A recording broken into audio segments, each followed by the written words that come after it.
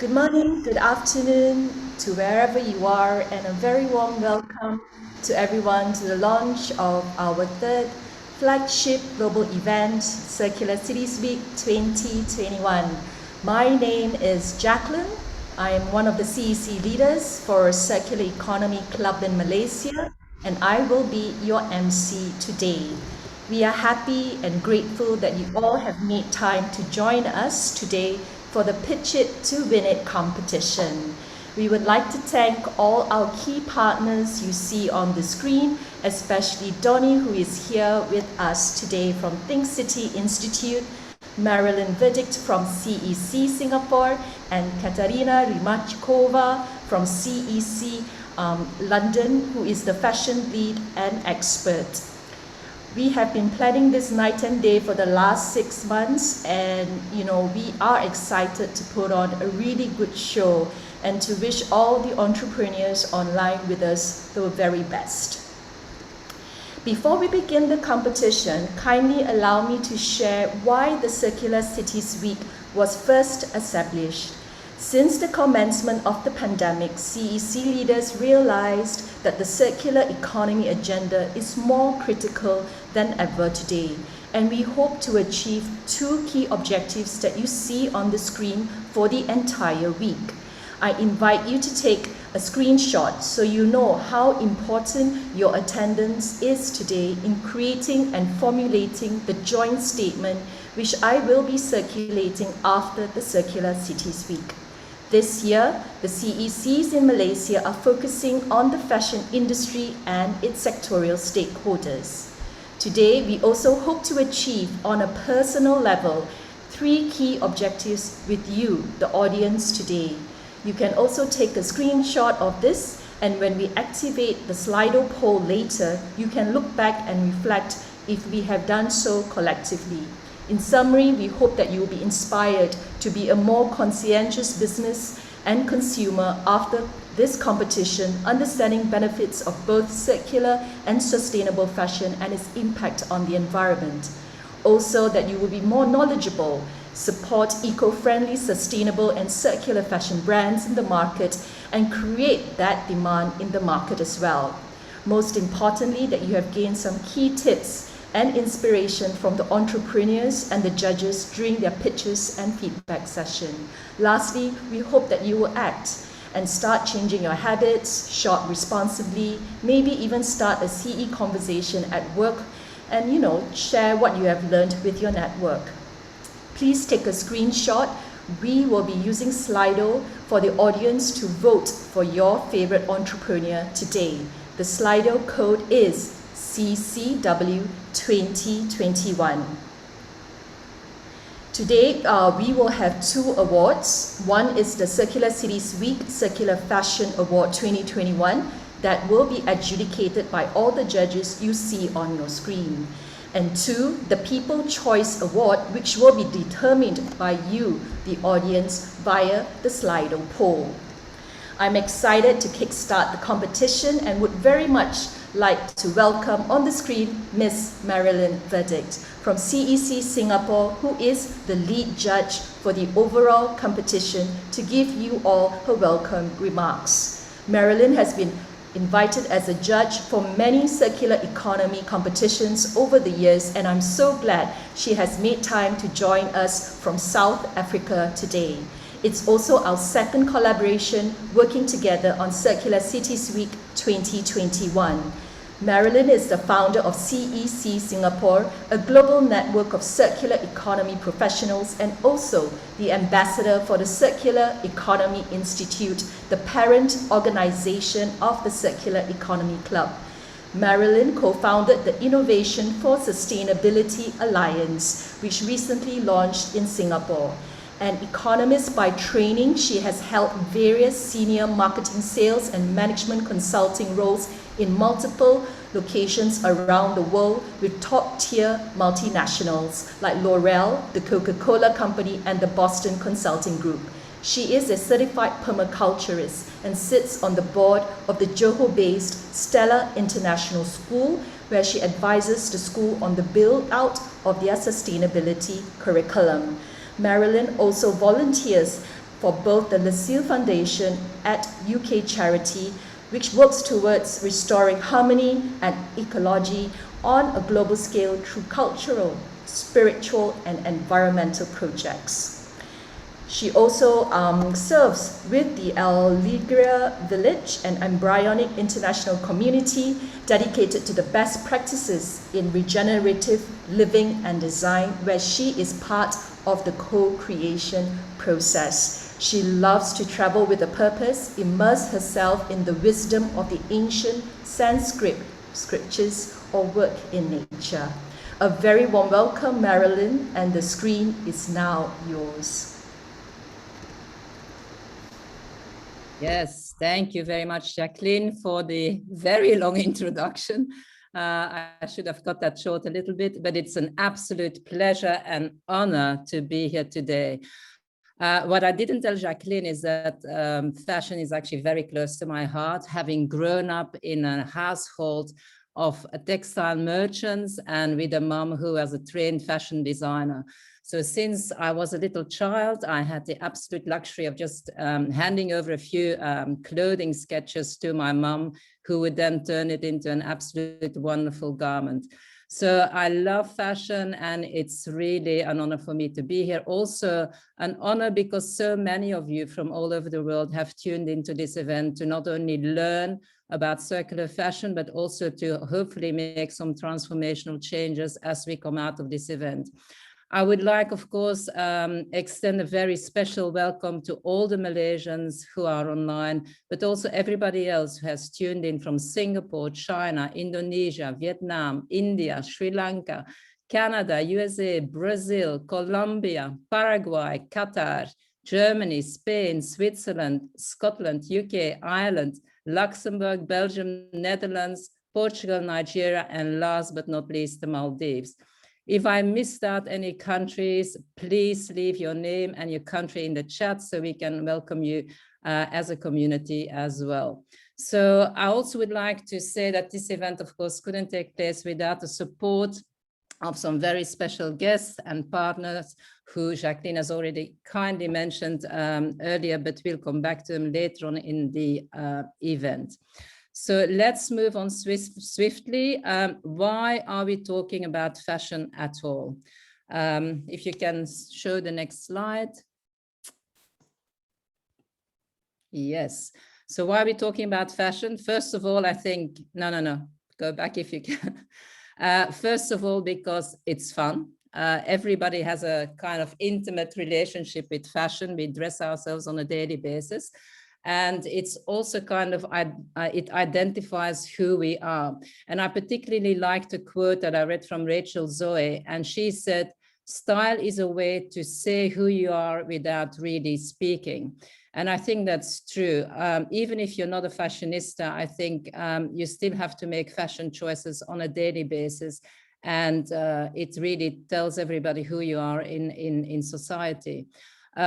The other very important reason why we're talking about fashion is because it actually affects many, many people. The fashion industry is worth about 1.3 trillion US dollars, and about 300 million people are employed along the value chain of fashion.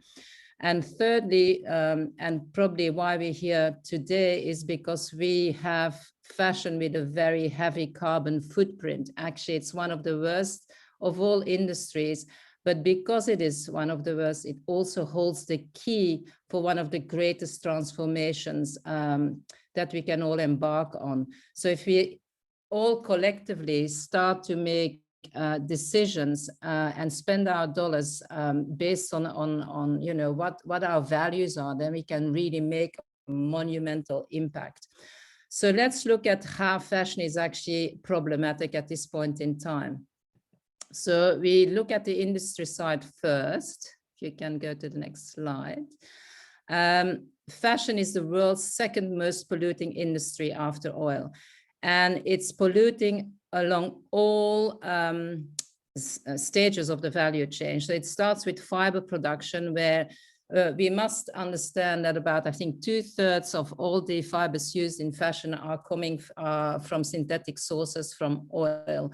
When we grow fibers like cotton, a lot of it is GMO, and a lot of glyphosate is used, which is a herbicide that's sprayed on the crop, so polluting the soils. If we then move on to the production of clothing, it's kind of the same issue, because we need to dye the garments, we need to finish the garments, and often that's these are chemical products that are being used, which are often toxic. Once we then buy the garment, of course, we need to wash them. And then again, the washing powders we use pollute the water supplies, and then also shed nanoparticles along the way, polluting the seas. And then after use, you know, it goes either to a landfill or it's incinerated. So the fashion industry is responsible for 10% of the greenhouse gases, 20% of the world's water pollution, and 25% of the world's chemicals.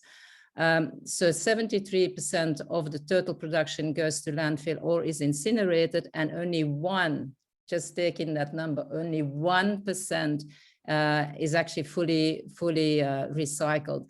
The difference between these two is waste along the production, and then also the 12% is downcycled into materials that are not as valuable, such as insulation for the construction industry. Next. But the problem is, of course, not only on the production side, it's also on the consumer side. And it's here that all of us can really make starting an impact. When you look at a few of these numbers, it appears that we only wear 20% of our entire closet, that we wear on average our garments about 7 times before throwing them out, and that most of what we buy is disposed of in under 1 year. So the message, I think, here is loud and clear. We need to buy less, what we buy needs to be high quality so it can be used for a long time. And we have to make sure that we don't take it to landfill or incinerate by, reusing and remaking the materials that have been used in the garment in the first place. And that's kind of the way the fashion industry is evolving. There's sort of the new vision for fashion is to use what we have for longer. We make everything in a way so it can be remade, and that the materials we use are safe, recycled, and from renewable resources. Next. So looking at today's agenda, we have a lot to go through. So we've gone through the opening and the welcome briefing, and now it's time for the pitching sessions after I've finished this agenda. We have 5 teams today, and they're quite varied and from different countries. So I think you'll have an interesting session. Once the pitch session have ended, you will all be invited to do the online voting with Jacqueline. And after that, there will be a keynote speech by Katarina Rimarchikova on circularity in fashion now and tomorrow. She is a very entertaining speaker, so I think you'll have a lot of fun. After whilst this is happening, the judges will be going into recess to deliberate on the results and come up with a winner. When the judges come back, there will be entrepreneur feedback, and then Jacqueline will finish off the session with the announcement of the winners. Next. I will now hand the mic to Jacqueline, who's going to introduce our incredible, impressive, panel of judges for today. Thank you. Thank you. Thank you so much, Marilyn, for the welcome remarks. It now gives me great pleasure to present to you our 5 team of judges from 9 countries. First up, the lead and captain for Team A, Circular Fashion Judges. Can I invite Ms. Alice Bayer-Schuch, Circular Fashion Expert from Cirque Mondo from Germany, to say hello, and her team to turn on their videos to briefly introduce themselves so that the audience know your name, your organization, and the country you come from. Thank you. Thank you so much, Jacqueline. Thanks so much, Marilyn, for the introduction. It's a pleasure to be here. It's a pleasure to be participating as a circular fashion expert in this group. But I would like to invite first Yasmin and Katarina to present themselves. Yasmin, would you like to start? Just a short introduction, and then we go further. Please. Thank you. Can you hear me? Yes. Perfect. Hi, I'm Jasmine. I'm from Belgium, Antwerp. I've been working on sustainable fashion for the past 8 years. We developed a platform called Close the Loop, in which we guide fashion companies and help them with implementing circular strategies in their company. So startup companies as well as SMEs in Belgium. Next to that, I also work as a sustainability coordinator for a Belgian fashion brand. So implementing all these strategies in practice. Great, thank you so much. Katarina, would you like to introduce yourself as well? Yes, hello. Well, you heard of me already, so I'm going to keep it really brief. But I'm working across the fashion industry and the fashion education as a lecturer, consultant, mentor within the sustainable and circular solutions. So that's enough from me. Great. We are going to hear some more about you later on and share your expertise as well. Thank you so much. So I'm Alice Bayer-Schuch. I am a Brazilian living in Germany and also working with circular fashion as a product manager for circular fashion in a company, a German company, but also as an expert supporting different entrepreneurs and SMEs to develop their projects further. That's why I'm really love to be here today. So enough of that. I would like to invite then Team B to go forward. Thank you. Thank you. Thank you very much, Team A. Next up, I'm very proud to introduce a dear friend of mine whom I met when I was a student in London. We have been friends for the last 23 years. Mr. V. Charununsiri, Country Lead of Thailand's Grab Financial Group and Lead and Captain for Team B, Angel Investor Judges, to introduce himself and thereafter to let his team introduce themselves as well. Kindly turn on your videos. Thank you very much, Jacqueline, for such a fantastic introduction. Yeah, so Good afternoon, everybody, or good evening, or good morning in your respective countries.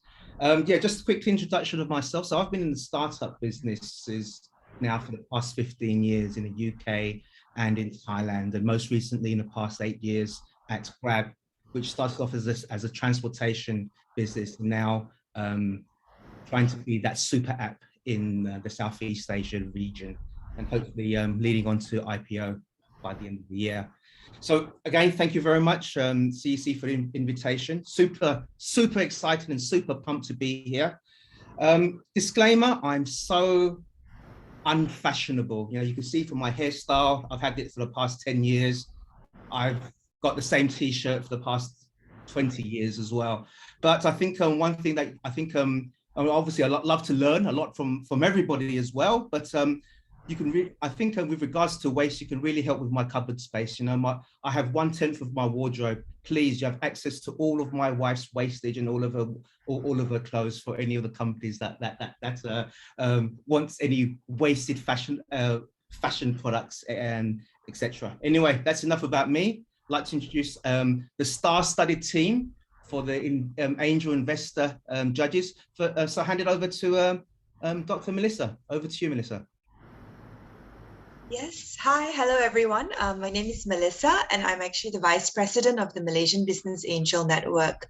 And I'm an angel investor and an impact investor as well. So I think our key role at MBAN, the Malaysian Business Angel Network, is actually to develop angel investing in Malaysia. I think over the last few years, we've really seen a lot of growth, a lot of diversity, and a lot of interest from the angel investors in Malaysia to really fund the ecosystem and be the source of early stage capital for the startups. Yeah, I'm usually based in Malaysia, but I'm calling in from New York right now, so it's 3 a.m. here, so please forgive me if I sound a little sleepy, but I think I'm excited to hear the pitches, so that's keeping me awake and energetic at 3 a.m. on a Saturday, or is it Friday? Saturday morning, early Saturday morning. So yeah, look forward to hearing from all of you.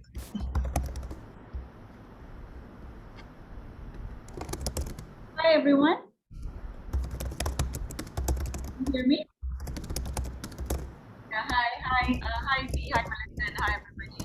My name is Elaine Hoffman. Thank you to CEC for inviting me here today for this competition. And I am the CEO and co-founder of Plus. Plus is a regulated equity crowdfunding platform. We are regulated by the Securities Commission of Malaysia. And I'm also the president of the Registered Digital Market Association of Malaysia, which is an association of the equity crowdfunding and peer-to-peer crowdfunding in the country. So what we do is we facilitate fundraising for SMEs in the country. So we matchmake with the crowd. So the crowd, the retail investors, sophisticated angel investors, as well as corporate investors.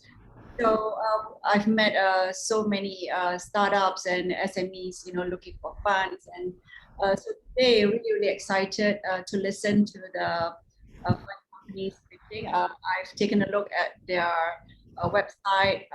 Looks very, very interesting. So yeah, look forward to it, and thanks again. And I hope everybody here will be having fun, and we look forward to hear the feedback also from the audience.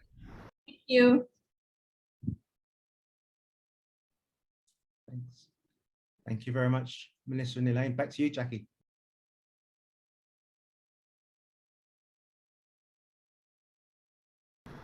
Hi, thank you so much, Team B. And now I would like to warmly welcome Ms. Jen Lee Yu, the captain and lead for Team C, venture capitalist and impact investor. Hi, thanks, Jacqueline. I saw your note. Maybe we do a very quick introductions of name, organization, and country, because I think you're watching the time closely as well. So I'm Jen from Citrin Capital, and actually based in Malaysia as well. So we function exactly like a for-profit venture capitalist. And not only do we want profitability, but also impact. Yeah, I'm just going to quickly throw the ball to Victor next, maybe. Victor?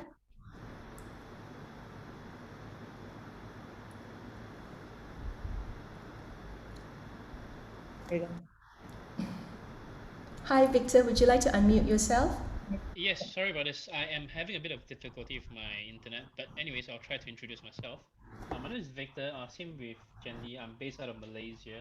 We are an early stage venture capital firm. We are a partner of the United Nations World Tourism Organization. That's why we do quite a bit of an impact strategy as well. But of course, also for profit. Otherwise, I think the only thing I want to mention is that right now we focus a lot on supply chain and mobility, and I think with supply chain technology, we could definitely help to promote circular economies as well. Thank you. Eric, would you like to go next? Sure, glad to. Hi everyone, my name is Eric. So I'm the Southeast Asia Investment Manager for Circular Capital. We are based in Singapore. So Circular Capital is an impact fund that invests into business models with a circular economy. So we have two main presence. One in South Asia, predominantly in Southeast Asia. So in Southeast Asia, where I'm based in Singapore, I'm leading the effort to deploy our LPs capital into the region. So some examples of our LPs are, I think, mentioned above, Coca-Cola, Danone, PepsiCo, the likes of Dow, Unilever, and Chanel. They are our main backers for our first fund. We recently also closed a second fund, or CC1B, disrupt fund, to focus into early stage disruptive startups in the circular economy space. So looking forward to the pitches. Thank you all. Thank you. Thank you so much, Team C. And now I'm really proud to introduce Team D's captain, Matteo Ciampo, the technical director from Second Muse, who's joining us from Singapore. A very welcome, Matteo. Thank you, Jacqueline, and thanks everyone. Welcome everyone in the audience. And I think we are really keen to hear from the real stars of today, who are the entrepreneurs. So I'm going to just hand it out to Klaus and Daniel. Please, let's just introduce ourselves in a few seconds, and we will move on to the next team. Klaus, you want to go first? Yeah, my name is Klaus. I'm the program manager for the Ocean Plastic Prevention Accelerator. We are based in Indonesia, where we support startups and SMEs in the waste management sector. We have various programs to support them to scale up their individual, but also their collective capacity, because we believe that waste management and generally everything in the circular economy is very dependent on systems and connections, and we believe in holistic solutions.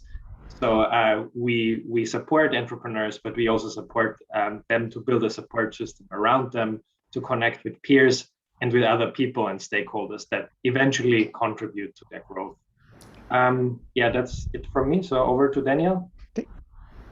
Thank you, Klaus. Hi, everyone. My name is Daniel. I'm based here in Malaysia, and I'm a venture builder at View, which is a venture building studio that looks at validating new concepts in the circular economy. And back to you, Matthew.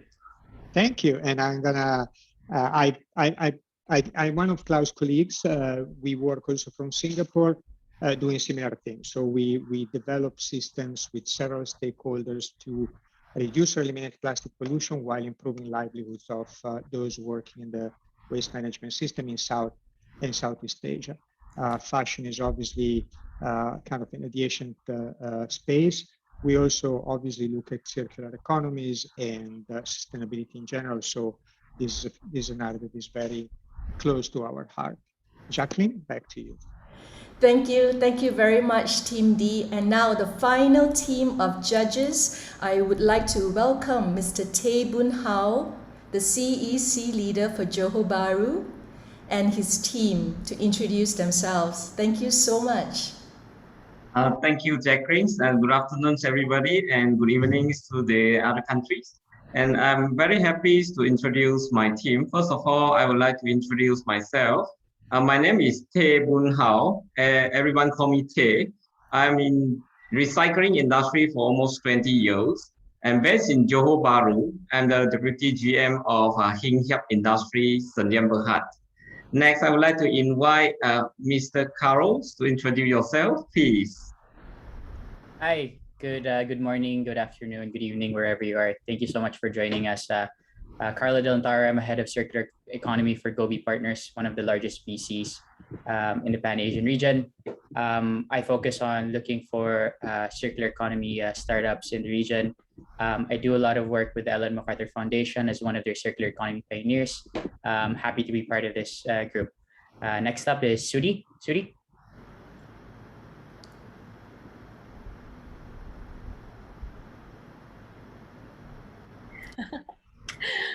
Hi, I'm Sudi, and I'm with Circular Economy Petaling Jaya and also the co-founder of Love Sambar. And right now, we are setting up a circular recovery collection centers as well for marine plastic. So I look forward to hearing how all the different companies pitching for this event today. Thank you very much and good luck, everyone. Josephine, over to you. Yeah, thank you very much, Sudi. Good morning, good afternoon, and good evening to all of everyone, my friends here today. I'm really happy that has been joined in these big families. And I'm Josephine, the leaders for Penang CEC. And I'm also the general manager for Penang Green Council, Malaysia. And we are the state government agencies. And basically, I'm from the state government that helping assisting the state government to craft a lot of green framework and also policies. Thank you very much, and I'm looking forward for the pitching sessions of the day, and good luck to all of our participants. Next, I pass it to Winnie. Hello, a very good day to everyone. Yeah, I'm Winnie Jimis from Sabah, Malaysia, and I'm working on as a coordinator river program in Sabah, and also working on green waste management in my district. So good luck to everyone. Thank you. Thank you very much. Ladies and gentlemen, there you have it, your panel of judges from the 9 countries joining us today for the competition. Now I will hand over the microphone and the screen to our lead judge, Marilyn, to kickstart the competition. Marilyn, the screen is now yours. Thank you. Thank you, Jacqueline. What an impressive lineup of judges. So we're all set. If we can go to the next slide. We're all set for the competition now. So we have, as you all know, 5 teams. And each team will have a 1 minute worth of introductions, then 5-minute presentation, and then a 5-minute Q&A. So without further ado, because we're already running late, let's go to the first pitching team. Let me welcome Ziapism. Ziapism is a sustainable brand by Terra Creative and is based in Malaysia. Ziapism uses a natural dye derived from the bark of mangrove trees to create beautiful home decor, lifestyle, and zero waste collections. What I really like about Ziapism is that they are trying to bring back to life an eco-friendly tradition that has been lost. In the 50s, Malaysian fishermen along the west coast of Malaysia used this mangrove dye to strengthen their jute fishing nets. But since nylon fishing nets were introduced, this technique has largely been forgotten. So Ziapism wants to bring it back to life, maintain the artisan skills, whilst also promoting slow fashion. So I'm really happy to welcome Ziapism because, of course, they're tackling one of the key issues of the fashion industry, which is chemical dyes. So let's hear it from Joanne, who is the head of creative of the company, and she will talk us through the company's journey and its ambitions going forward. Over to you, Joan. Thank you, Marilyn. Thank you for having me. I try to be relaxed and calm down if I get stuck halfway. Please send a lot of love to me. So yeah, I will just go ahead and start sharing my screen.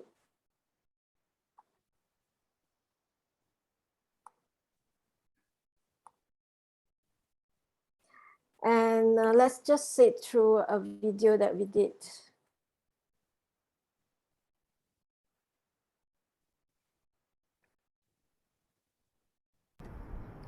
Joan, do you have the volume up? Is it okay? No, I don't hear the volume. Oh dear. When you share screen, you need to click two boxes below sharing the audio and optimizing your video clip. When you share screen. Optimizing. Okay. Do you see the two boxes? Yes, yes. Okay, you need to you. check it first. Okay, thank you. I'm sorry about that. All the best. Good luck. Thank you.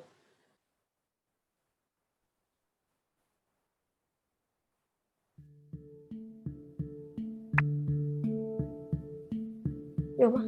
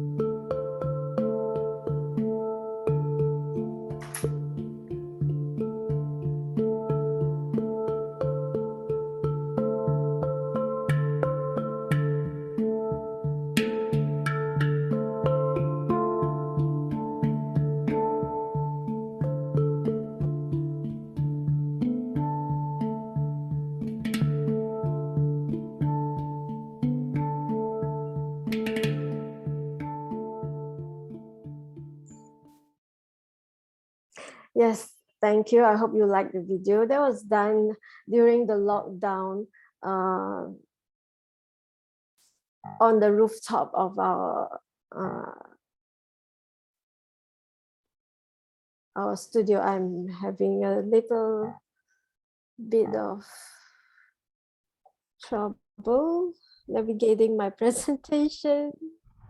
Jode, would you like me to help you share screen then? Yes, okay. I think I'm okay now. Okay. Okay. Yes. I guess my presentation got short. Okay, let me start by posting a question. How many people really know for the colorful options that we get to have in our modern lifestyle, we are actually sacrificing a lot of our environment? Now let's go into the detail.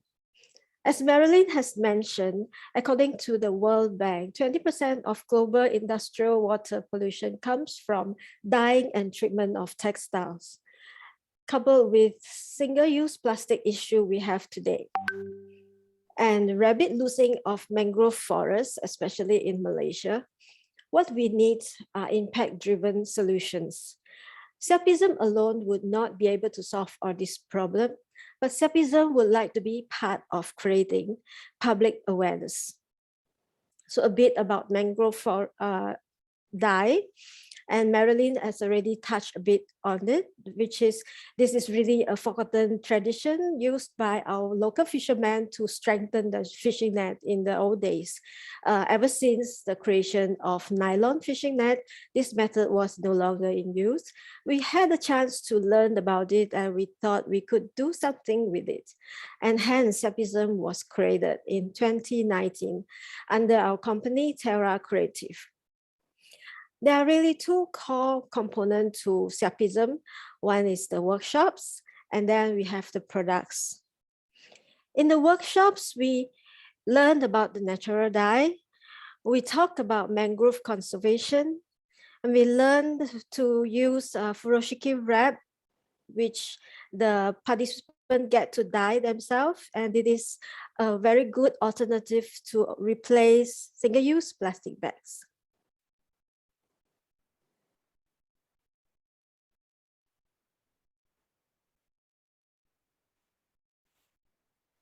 And my slide is not moving. Hang on.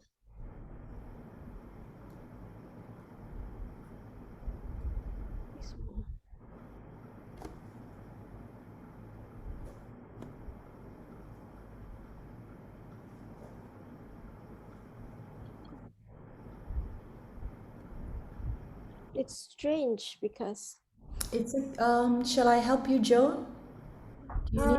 you can try. Okay, let me try, yeah? Just one. Okay. Okay. Yes, I'm so sorry. So now comes to our products, ranging from fashion to zero waste items and to some home decors. And our message is centered around rational consumerism. Now design focuses on simplicity and functionality. So what's happening now that's making us all very sad and gathering here is this problem with linear economy.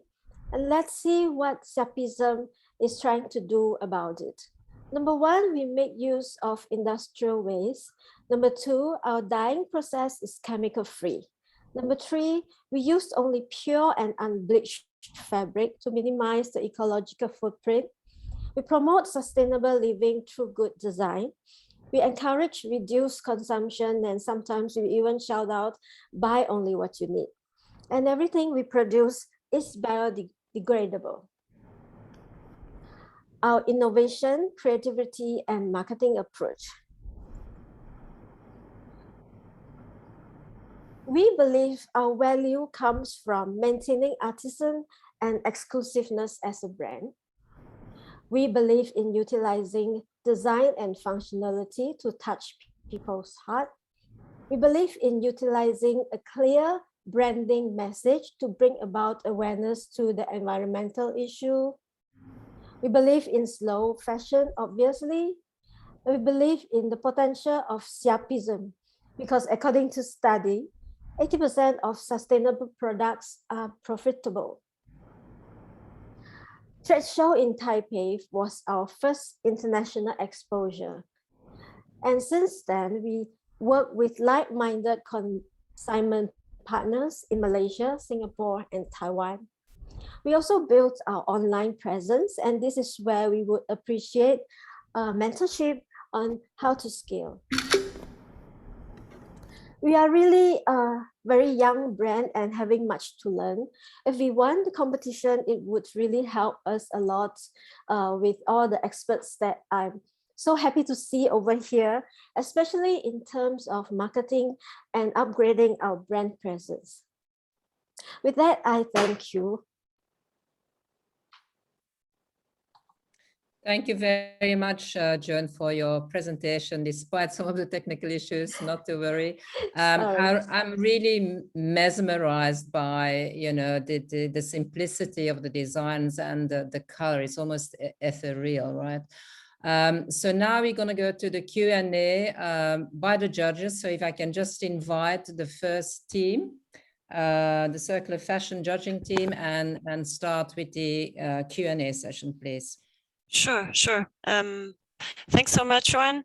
That is really interesting to see how you are approaching the circular idea from using waste material now up to kind of no chemicals and mentioning like the biodegradability of the product. This is a really like important point, next step.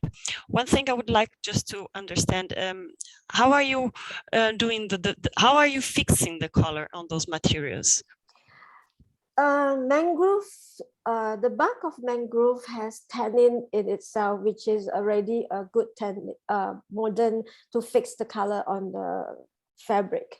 Yeah. And those different tones that you are reaching.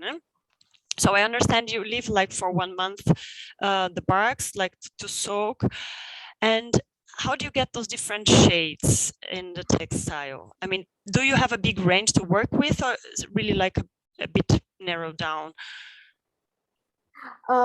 Sometimes we use tie-dye, sometimes we create our own dyeing pattern, but the tones of the color really depends on a lot of factors. Even the sunlight plays a great part in it, and the pH of the water. So we can't really have 100% control on the color. That's the beauty of the nature, I guess. Exactly. So that would be a kind of feature of the product, that each one is unique. Each one is unique, yes. Great. Thank you so much for your presentation and explanations. Thank you. Can I invite anybody else from the judging teams to maybe we do 1 or 2 more questions to stick to the time. So is judging team 2 ready with a question? Hi, yeah. So question from our team. Do you, how do you measure, actually, Melissa, do you want to ask the question? Yeah, thanks, V. Sorry, I was typing out the question because I think we can collate our questions, but just wanted to know, when you talk about the metrics of how circular your product is, do you have any way to measure what you mentioned? We don't have the numbers yet if you are talking about statistic and those, because we are really still have a lot to learn, and we only started in 2019, and a great part of our journey is basically in the COVID lockdown. We're still learning, so this is the part that we would need a lot of mentorship. Yeah, great. Thank you for that. Thank you. Can I ask a question? Thank you, Melissa. Can I invite maybe John Lee for the final question? Hi, yes, sure. I guess then, can I perhaps understand a bit better about the range of product? Because the color, it's one thing, there's a range of colors, but you kind of put it down to one. So perhaps the range of products in which you'll be monetizing from? Yeah, we started by releasing our bag collection first when we started, and then slowly we move on to home decor, like you could see the pillowcases and table runners, and the wall decor, like a piece of art that you can hang on the wall at home. And then slowly, because we are very concerned about zero waste lifestyle, we also have some zero waste items like the calorie sets, and furoshiki is one that we would really like to push to the public. And so if more people know how to use this furoshiki, we can reduce the single-use plastic bag. And we are rolling out our clothes collection soon. Actually, we are still experimenting on it because there are obvious interests in we receive for this collection. Okay, thank you. Thank you. Thank you, John Lee. I've just been asked if group 3 can also ask a question. So over to judging team 3, because they're dying to ask you a question, Joan. Okay. Daniel, you want to go ahead? Sure. So we're actually really interested in your product. I think it's a great idea, but we're actually really curious about who is actually buying your products. And amongst them, what is your top selling one? Okay, this is a very good question. And so far, a big part of our marketing target is in Malaysia, and our cost of production is, as you know, we die piece by piece and make piece by piece. So our price range on the bit on the high side. So our target is usually the higher income group, which is doing pretty good in cities like KL and Singapore. And we would like to reach to more different layers of the society, but maybe we hope we can do that. And what's selling for the most is really our bag collection, because we try to make our bags as functional and useful as possible, with compartments and pockets and ways we think can help people to reduce single-use plastic bags. Okay, thank you. Just a quick follow-up. When you say your bags are the top selling ones, like how many do you ship a month on average? How many we ship per month? I think about 6. We also started to go on to the overseas market online, and that is encouraging too. Yeah. Okay, thank you. I think we'll have to cut you short, Aaron, and move on. Thank you, John, for answering the questions and for your wonderful presentation. Just a quick note for the judging teams. The ones who haven't been able to ask a question, I will get back to you first in the next round. So I will start with the questions from team number 5, just so you can prepare yourself. So we're going to move on to team number 2 now. Let's welcome Zero Baracento from Italy. Zero Baracento specializes in zero waste outerwear. Zero Baracento, which basically means 0/100, is a handful to pronounce, but actually is very clear when you look at what it means. Zero refers to zero waste, reduction in pollution and emissions. It's genderless, ageless, and timeless. And 100, i.e. 100, refers to very high quality materials made in Italy and with a full transparency of the production chain and fully sustainable. What is very interesting about Zero Baracento as well is that it uses a zero waste automated fashion manufacturing, which is basically a way of zero waste pattern making, an innovative design technique that allows the use of the fabric in its entirety with no waste at the design stage, which is usually about 15%. So I'm really excited to welcome Zero Baracento and that the company is focusing on the issue of waste issue, the waste issue upstream, and I'm looking forward to hearing in more detail what kind of technology is needed to get to zero waste pattern making. So let's welcome Camila Carrara, the company's CEO. Camila, the floor is yours. Thank you so much for the introduction. It's a real pleasure to be with you all today. I will start with my video to introduce a bit the DNA of Zero Baracento.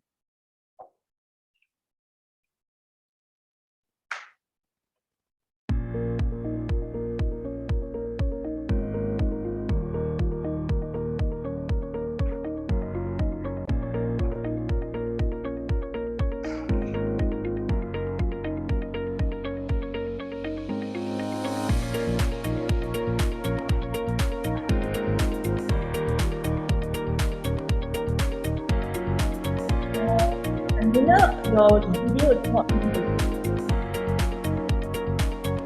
It's not? I don't see it on my screen. It's just a blue screen. Can you try again? When you start sharing screen, make sure you tick 2 boxes. Yeah, it's done.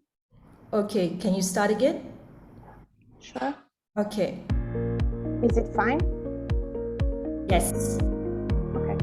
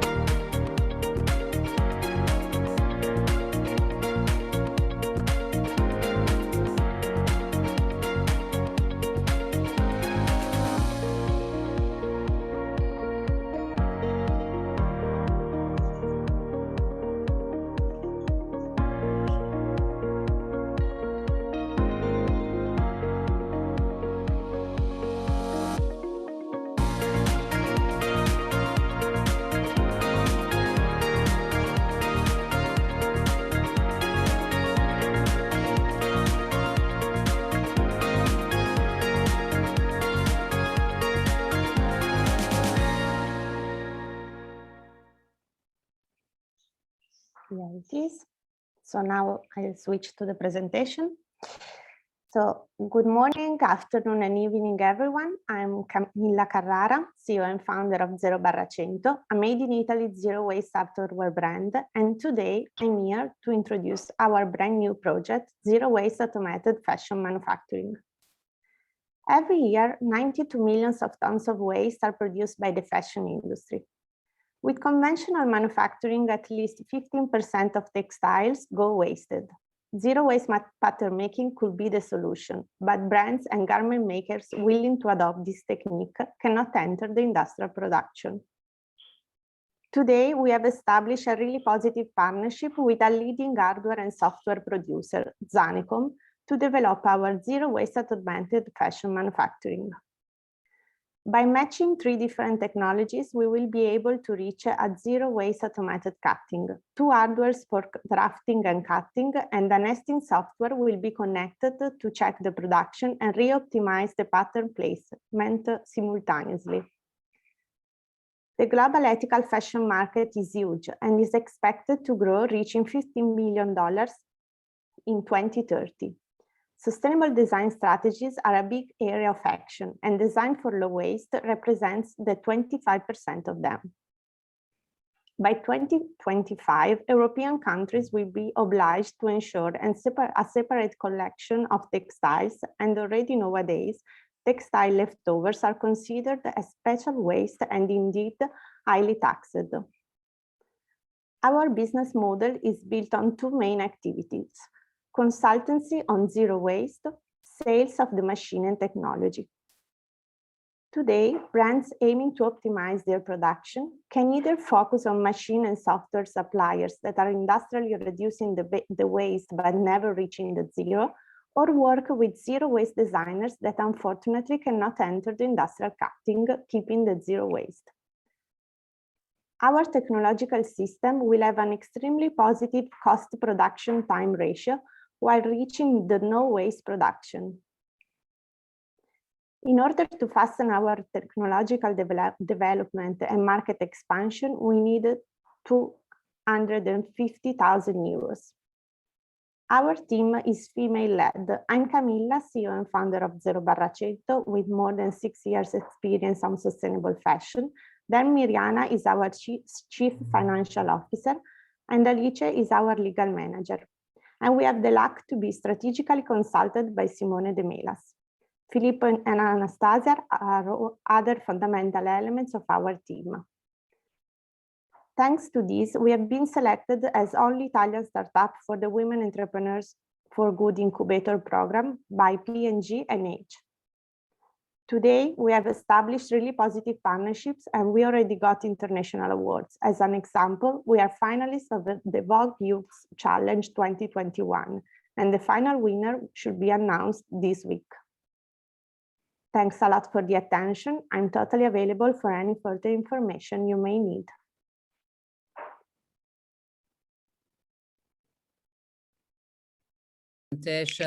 Thank you, Camilla, for the wonderful presentation. I think I was still muted.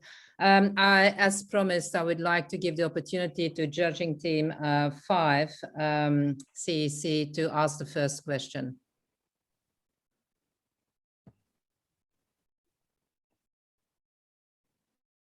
Can we have Carlo? Is Carlo there? Hi, Carlo. Good afternoon. I just want to clarify, are you selling the machines or the machines come from Zanicom, and what's the relationship there? Sure.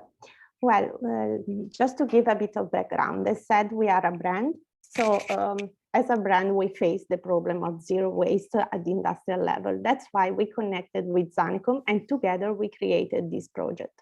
Obviously, the machine is produced by them, but we gave, let's say, the insight to create it and explaining which were the needs and how to reach the final result. At this point, we are jointly offering it to the market, and we have a specific royalty on each sale that is already defined under the contract, and it goes from 10% for us to 25%.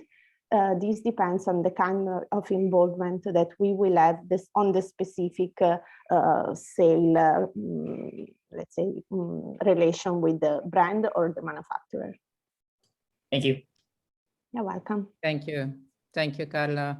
Can I have a question from the circular fashion team? So I'm going to go back to fashion team 1. So Alice, if you're ready with the question, I'm handing over the mic to you. I would like to invite maybe Katarina to do the question this time. I think it's fine, right? No problem. You are in charge. Katarina, are you there? Yes, I'm here. I'm here. Sorry, I'm just looking at the score at the same time. Hello.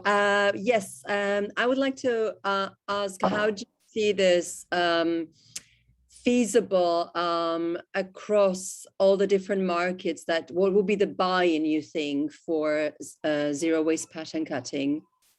Well, let's say that we are proposing the machine both to manufacturers and also to brands. And the idea is also like for big brands, we can directly offer the machine, while to smaller brands like the one like my brand, the idea is to offer from our side the possibility to send us their let's say fabrics, and we can make the cutting from our side, so that the small brands do not have to like invest on such a big machine. Also because probably they will not have like internal production. So for brands that have internal production, we will just sell the machine with some consultancy if needed, while for smaller realities, we can offer the service. Okay, thank you. You're welcome. Thank you. So we're going to have one final question, and I've just had another request. They're all very interesting. Interested judges from class who wants to ask the next question. So class, over to you. Thank you, and thank you for the presentation. So really very, very interesting concept. You mentioned some of the competitors in the space in the slide, in one of the slides. I was wondering, how do you see the competition from bigger brands? So for example, like a lot of sports brands, Nike and Adidas, they are, at least on the marketing side, pushing the concept of zero waste fashion or clothing as well, recently quite a lot. Do you see this as a good thing? Does that make consumers more aware, or are they your competitors in some aspects? So how do you see that, and how do you position yourself in comparison to them? Sure.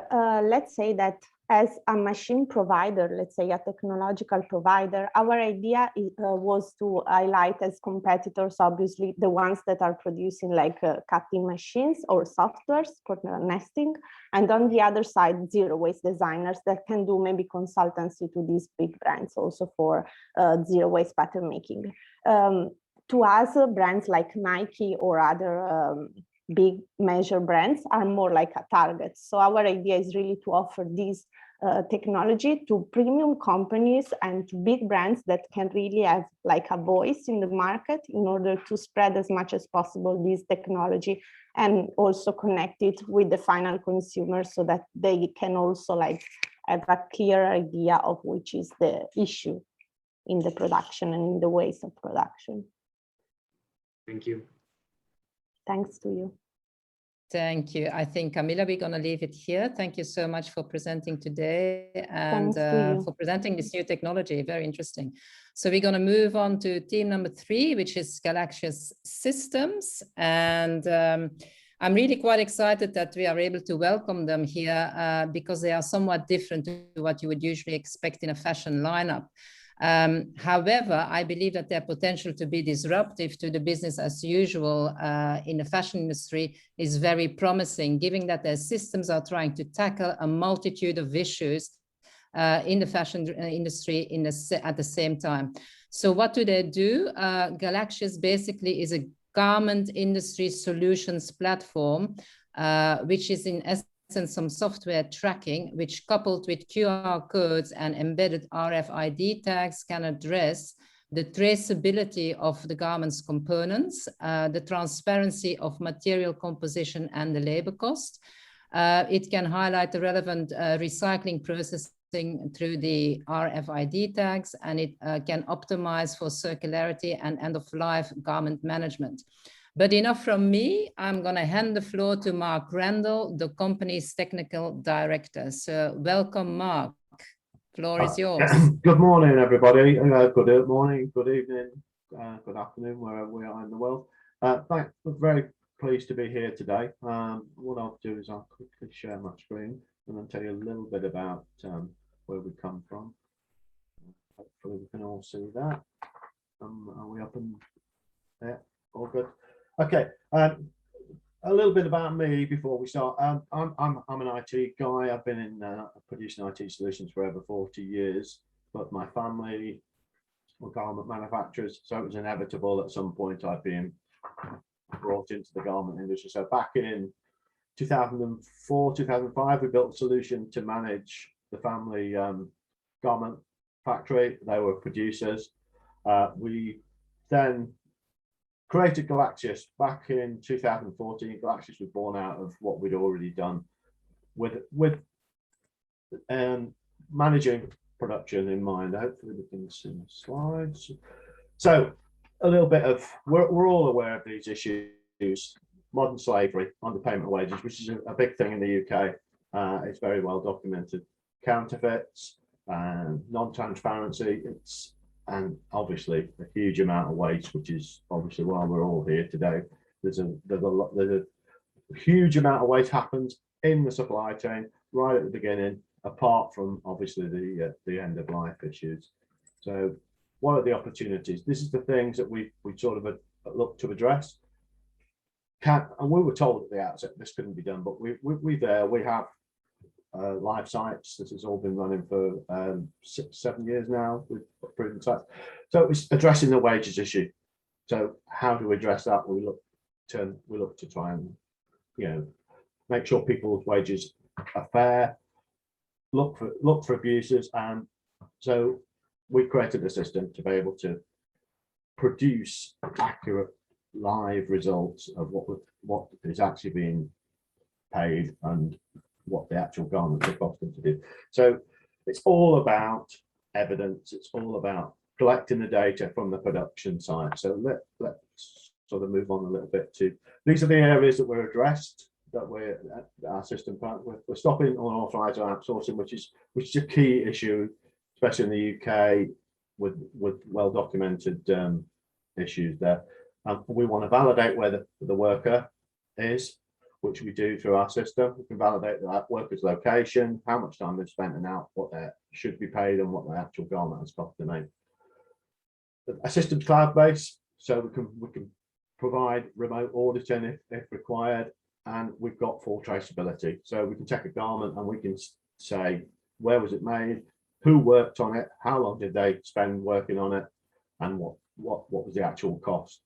And because of the way that we sit squarely in the manufacturing process, we can identify what materials are in there, what waste is potentially being created. So move on a little bit. So how do we do that?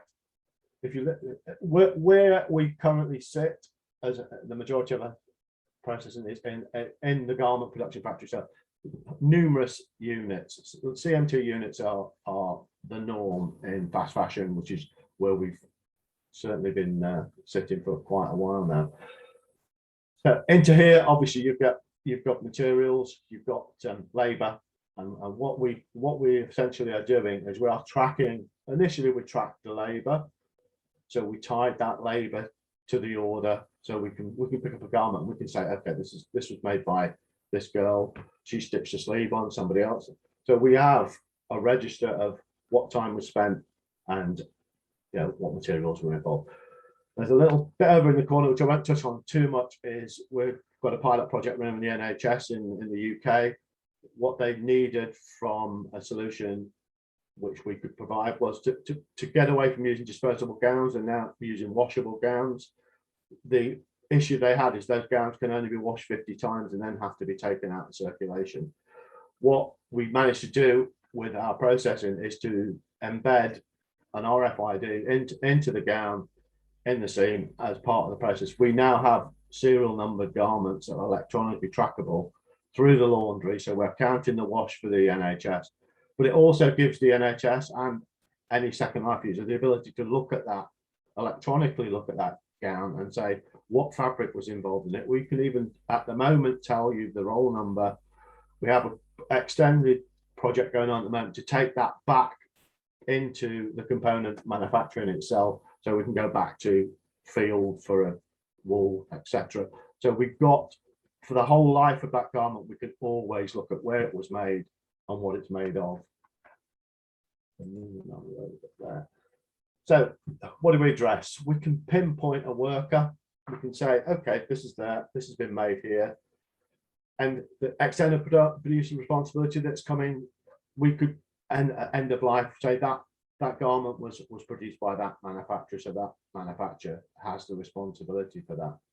We can tie and validate wages. We've been involved a lot with gangmasters and in the UK looking at labour tracking, but it's waste. Waste is a key issue because we are embedded right throughout the manufacturing process. We at the point the garment's cut, we can say, okay, that waste is, that fabric can be identified and segmented before it becomes mixed waste and loses its value. We can take the excess fabric and we can take the cutting waste, and it all has a second life.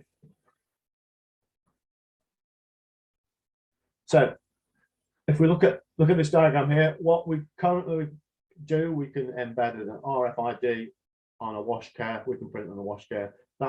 These are all options. We've done the RFID, which we've got running in the NHS currently. We could just simply barcode the garment. And we're also looking at the moment a lot of new technologies. There's fibers that are electronic being. So all this can be put in essentially in the manufacturing process. If you look at it in terms of your garment has a unique serial number that can be queried, but it will be scanned and it can talk to our system in various ways, or you QR code it. But essentially, that garment will always have its history. So from that point of view, from a recycling point of view, when it gets to end of life, there's no reason why we couldn't electronically sort garment fabric types automatically, cutting down the labour of recycling, but obviously giving opportunity for that second life. So in a quick summary there, I'll try and keep it short. What our system is essentially what you would expect to see in any manufacturer. Is a full ERP. We are there to help the factory manage their operations. It's all about getting that process type and the factory making profitability, but also it's about keeping that history all the way through the life of the garment. So we're there for fair wages. We're there for being circular. We can identify waste, and we can definitely identify a garment throughout its lifespan. But thank you very much for letting me speak today. Anybody wants any more information? Obviously, this is a real snapshot of what we're doing. There's a lot more detail, and I'm quite happy to take emails or take questions from everybody. Thank you very much, and I'll hand back. Yeah, thank you, Mark. It's very difficult to explain your technology, I think, in the 5 minutes that were allocated. But I think it's an interesting proposition, and it shows how technology can be a strong enabler for tracing components. And I also particularly like the social component of your systems. So given the time that we've already spent, I think we only have time for 2 questions. So if there's anybody who's dying to ask a question, let me know. But otherwise, I would like to ask team 3 for the first question, if you're ready. Thank you, Marilyn. Thank you, Mark, for your presentation. A very quick one. So a lot of production of garments is done in developing countries, in Bangladesh, in Myanmar, a while back, Vietnam, and so on and so forth. So I was wondering how you plan, or maybe you're already doing, to go down the layers of supply chain, of value chain, and understand the and check the traceability and trace cost and labor, compliance with labor laws, with minimum price, absence of child labor and slave labor, all the way down to the value chain. One small example that I can bring, traveling through rural Bangladesh, I was used to see a lot of dye fibers just rolled out to dry and dye. I'm sure that those were then used in garment manufacturing in Bangladesh. So how do you plan to go down to that level to trace the ethical makeup of your garment, of the garment that your system? Yeah, I mean, what the whole ethos of what we did was make, and right from the outset, make our system cloud-based. It's very cheap. We deploy on a subscription model. So what we have already managed to do is deploy into foreign countries on a remote basis. So we don't need to be on the ground to deploy. In terms of equipment from these, it's key that things aren't expensive. So the scanning equipment is actually second-hand mobile phones, which are freely available worldwide. It's basically an Android phone. It's all that the worker needs on the production line is an Android phone, and the way that the production is monitored is an A4 sheet of paper with the operations to make that garment travels with the bundle through production. So it's very simple, low tech as far as from a factory point of view. I have been dealing with some industry bodies where they have talked about, you know, can you just go into Bangladesh? And yes, it would really be put somebody on the ground to just do the basic intro. But typically we get a factory up and running within 2 hours from start to actually scanning operations on the line. And they see things straight away. They see the benefits straight away. So yes, geography is not a restriction at all. And the costs are minimal. The costs are minimal to the factory. It's really a subscription model, and it's really a cost covering exercise. Thank you. Thank you. We have time for one really quick question. Is there anybody who is dying to ask it? Otherwise, I'm going to ask John Lee's team. Thank you. Is there any question from Eric or Witte? Yeah, can I jump in with a question, if you don't mind? Sure. Yeah, sure. Can I ask, how is your current traction today? Could you give some examples of customers or customer profile that sign on to your platform? Yeah, currently we're running 10 early adopters. They're working for manufacturing for various fast fashion. We've got customers that I mean they're working for brands, ASOS. I mean brands that are known. We have a couple. We get a lot of interest from sort of smaller brands, more specialist, more expensive garments, which obviously they're processing expensive waste. So it's across the board. We are dealing with people that are churning out 3,000 dresses to somebody that's making 4 pairs of really expensive jeans or jackets. So it really works. The whole ethos of the system is that it's custom fit to the factory. So we have sort of interest across all of the sectors, and obviously it's adaptable. And I think hopefully that answers. If not, we can talk more afterwards. Sure, thanks. Yeah, thank you. Thank you, Mark. We're gonna now move to pitch day number 4.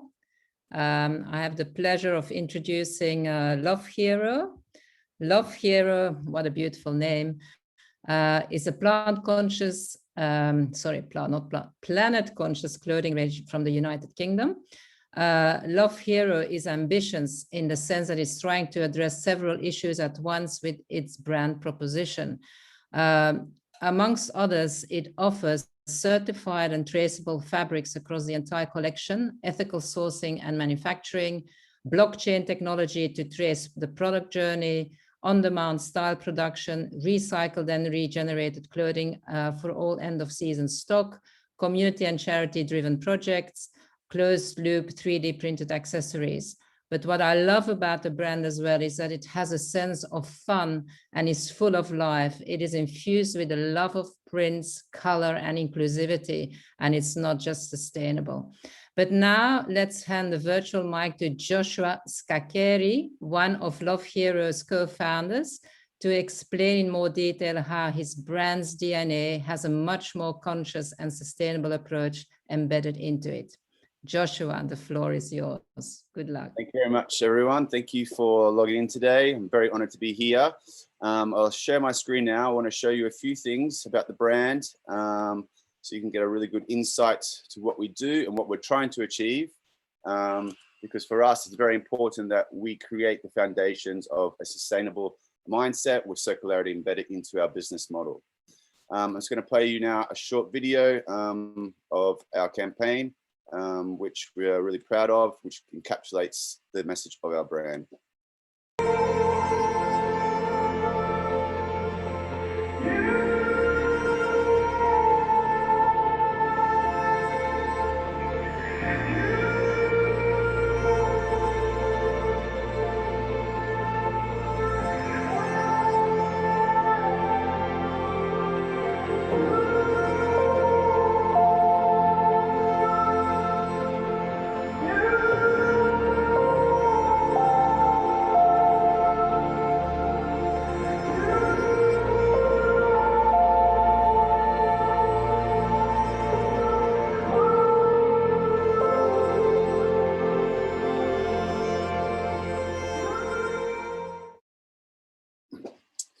So we've got a longer version on YouTube, so I do suggest you go there because it has a lot more narrative through the video. That was our 30-second video. So for Love Hero, we are all about planet-conscious clothing for ordinary people living extraordinary lives. What that means is we're all ordinary, but what makes us extraordinary is how we live our lives and what we do for the planet. As a new startup, we started in July this year. We had the, we're in a position where we can create the foundations of a sustainable future for our brand and making it the norm, which I think is very key for the future of fashion and for new brands coming into the market. Whereas traditional big brands, to change the supply chain, to change their mindset is going to be a lot harder. So I think the power is in the hands of independent brands, and we're proud that we are in this seat. So I wanted to break down a few elements of our brand and the tiered manufacturing strategy that we have.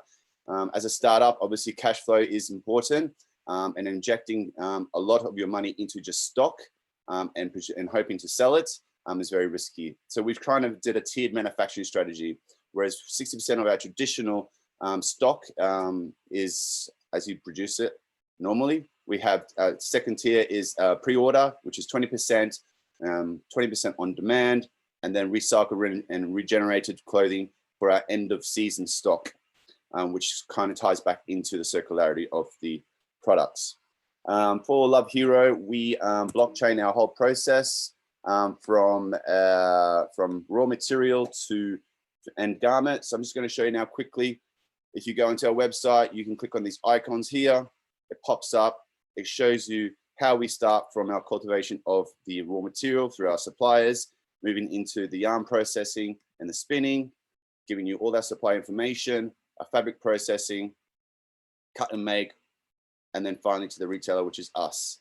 It also allows you to understand, in the elements of the blockchain, fair working conditions, the fabrics, are they sustainable, are they certified? And then we show you here the certificates of our suppliers to make sure that what we're telling you guys is the truth.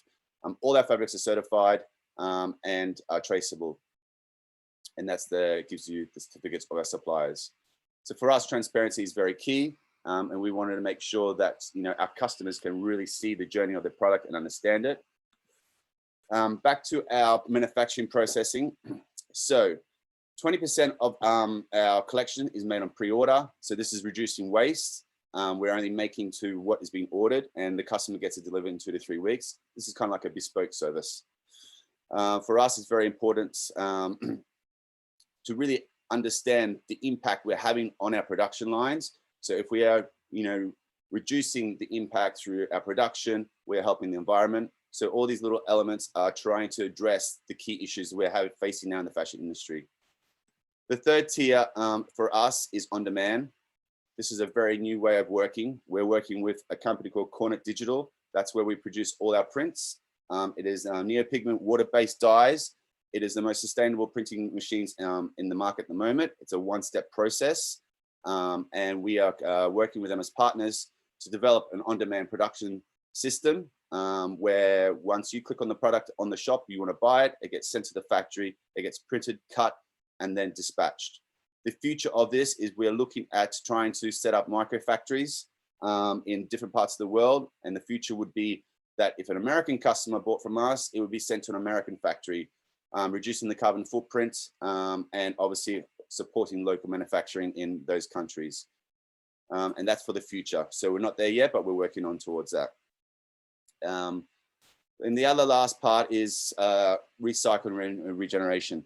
So for us, we are trying to change the way consumers think about buying things and waiting for sale periods, because I think that is very bad, because a lot of big brands produce for sales. So what we do at the end of our season, yes, we're going to have leftover stock.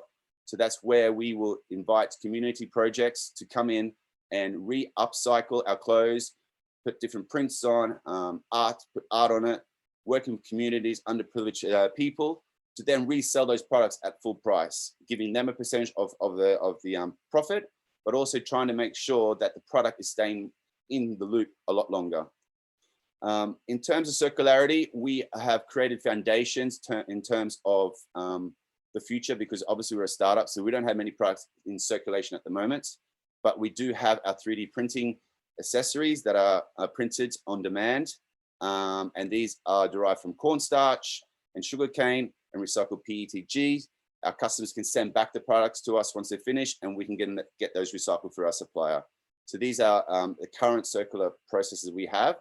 But in terms of our clothing, obviously, circular economy starts with the design process, understanding the products that we're creating to make sure that they can be recycled. So we're using, 70% of our garments are made with noble fibers, so they can be easily recycled at its end life if need to be. And all our fabrics are biodegradable. For us, it's very important also the open source factor. We want to educate people on how to, to do fashion, to become a fashion designer. So we give them a platform to show them all our suppliers, what we do here. So on our website, we give them the information, because for us, open source is very important. If a young designer comes through the ranks and wants to be a more sustainable brand, they're learning from us, or they're learning from other brands that are really pushing the sustainable messaging. So for us, that's very important that we give that knowledge to these people and these companies.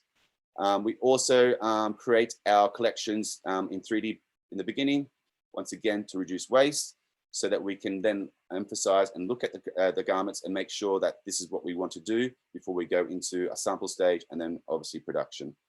And we're just trying to do all these little elements, just create the great foundation of a more greener brand. Sustainability is a journey, and we're learning on the way. And I think it's very important that what we learn, we share, and hoping that other people embrace it, and hoping that consumers also get enough information to really understand that it's better to buy from sustainable brands, independent brands, because we are trying to make a difference. And that's it for me. Thank you very much. And any questions?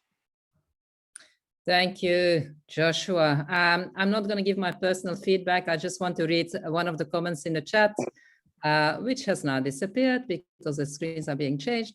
But I just wanted to read somebody's comment saying, just brilliant, covering so many aspects of the impact of the garments. Love Hero, so awesome in its intentions and implementation. I think that wraps it up pretty well. And I'm now going to open the floor for Q&A. Anybody from the judges who is keen to ask questions? Otherwise, I would like to maybe get a question from the Angels judging team, which is team 2. Yeah, thanks, Maria Lynn. Yeah, Joshua, great presentation, full of love. And look, I actually love the hoodie that you've got on as well. Is that one of your brands? That's so colorful. Yeah. So yeah, it's. Look, I really love the concept. I love the transparency in the journey, and when you select things, I love the circular process of the PTG, the 3D printing. Just one question on, could you just elaborate a little bit more on your pricing model? I noticed that it was 75 quid for a t-shirt. Can you just explain a little bit more about that? Yeah, so we are positive luxury. That's where we position our brand. We want to be attainable, but also as a startup, meeting MOQs and buying into sustainable certified fabrics. All our cottons are all got certified. We pull from Lenzing. So, these are more expensive fabrics to produce. And obviously because we produce lesser quantities because we're trying to reduce that impact also, and larger collections we're trying to minimize so that we're not doing too many and having risks of leftover of stock. Our price points are semi-high, but you know, compared to the market, we are positioned nicely there in the positive luxury position. I think you're happy with that answer, V? Yeah, thank you very much. Okay, let's move to the final question. I would like the investor judging team or anybody else who has a question ready.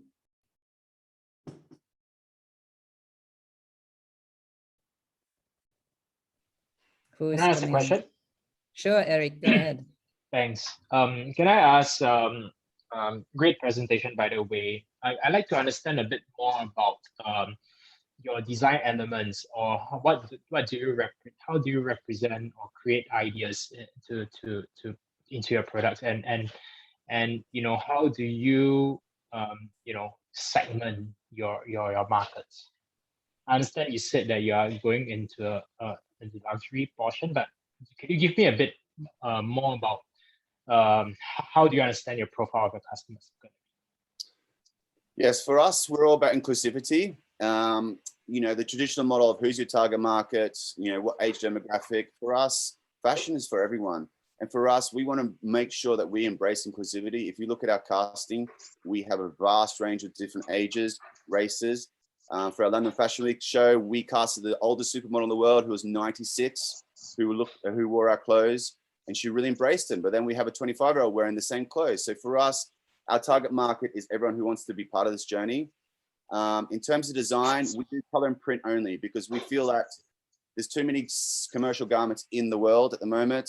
Playing it safe, buyers buying in navies and dark colors or grays. But for us, it's like, okay, you've got that many gray shirts or gray jackets in your wardrobe. So pick the pink one, you know, bring that element of color into your life.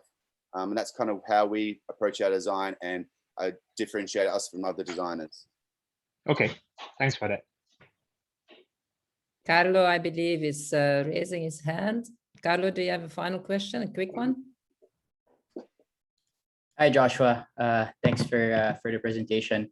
I'm actually looking through your website. I noticed you're advocating for traceability and transparency with the supply chain, right?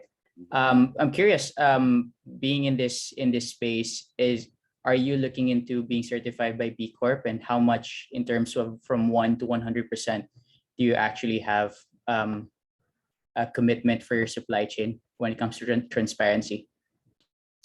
Yeah, so we are obviously, you know, as a small company, we want to start to become certified, and that's the next process. With our transparency with our suppliers, you know, it's hard to be able to communicate to your suppliers that you want transparency and information from their suppliers to be able to share that with our community, because obviously, you know, suppliers hold on to their contacts. So asking your fabric supplier, where do you get your yarns from? Sometimes maybe a little bit like, well, hang on, why do you want my yarn supplier's contacts? You know, are you going to go, you know, make the fabric somewhere else? So it's building up the relationship up with the suppliers to make them understand the importance of traceability. It's also a form of promotion for them and marketing, because people can see where we're getting our products from, our raw materials from. So it's an ecosystem that we're trying to create of transparency, and you know, our suppliers have come on board and they've trusted us, and we're just going to continue pushing forward with the traceability and transparency of the brand. I'd like to address a few comments in the comment box actually about the 3D printing. Some people are saying that's not recyclable. It actually is. We do return it to our supplier, who can then commercially recycle the 3D printed accessories that we do. It's a closed loop. Yes, it is plastic, but it's also derived from cornstarch and recycled plastics. So just wanted to clarify that. If you've got any more questions, you can DM me later and I can give you some more information. Yeah, I think we have to move on now. Thank you very much, Joshua. An amazing presentation. And let's go to pitch team number 5, the last team to present today. So let me introduce you to Ruby Moon. Ruby Moon is the world's only completely circular, not-for-profit swim and activewear brand, which uses recycled ghost fishing nets as a base material. there are many things that Ruby Moon that makes Ruby Moon a great contender. So here are just a few. It promotes slow design and lower consumption by producing swim to gym multifunctional activewear collections. The collections are purposely kept local so that the company can maintain complete transparency and monitoring of their certified ethical supply chain, and can eliminate modern-day slavery whilst also reducing water and carbon impact. But what really stood out to me about Ruby Moon is that it also converts 100% of its net profits into business microloans, thereby empowering disadvantaged female entrepreneurs around the world. But let's hear it from the founder and designer of the company herself, Mrs. Joanne Godden, who now will require your attention. The floor is yours, Joanne.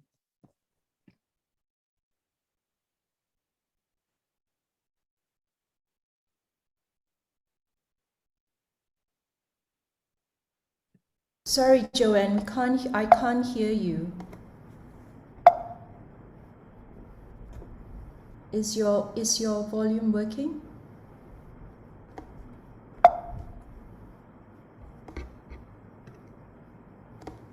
Is that better?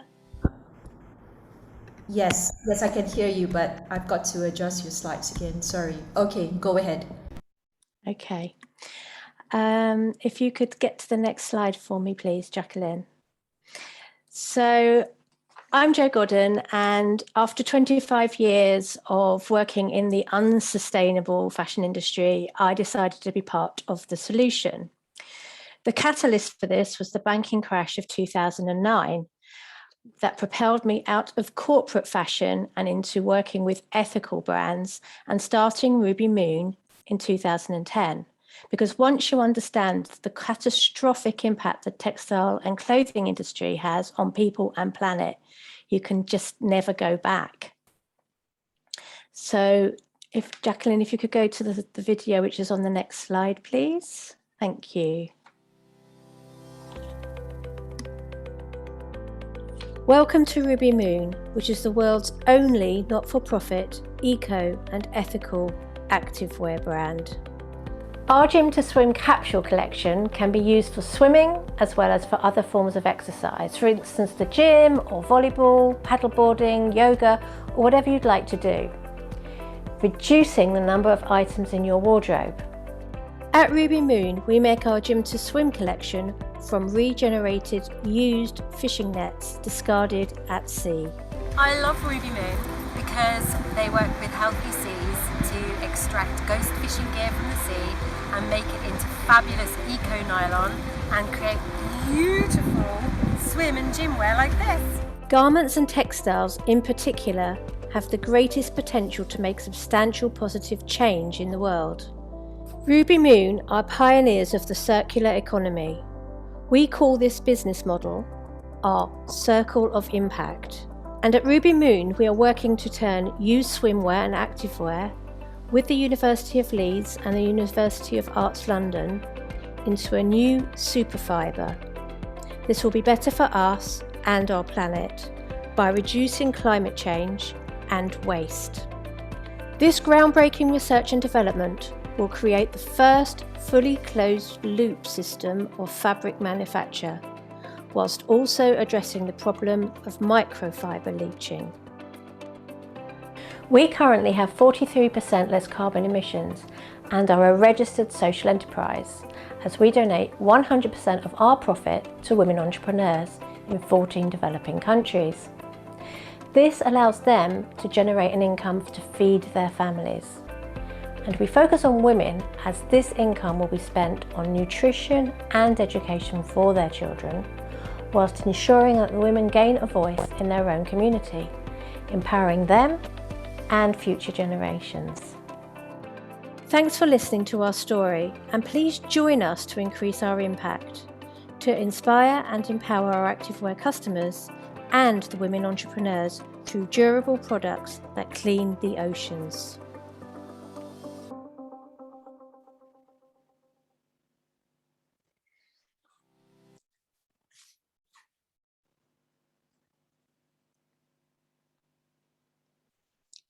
Thank you, Jacqueline. So Ruby Moon was the first company to use Econol regenerated yarn. And in 2016, we launched our Gym to Swim collection, which lowers consumption and environmental impact. It allows users to do more with less pieces, and we do seasonal pre-order too.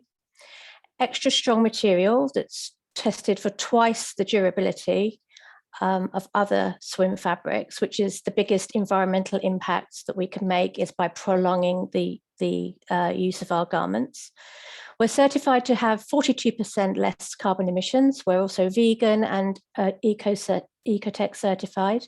And as mentioned before, ethically, locally produced. If you could change the slide, please, Jacqueline. So this is our circle of impact, where we have, which we've used since 2010.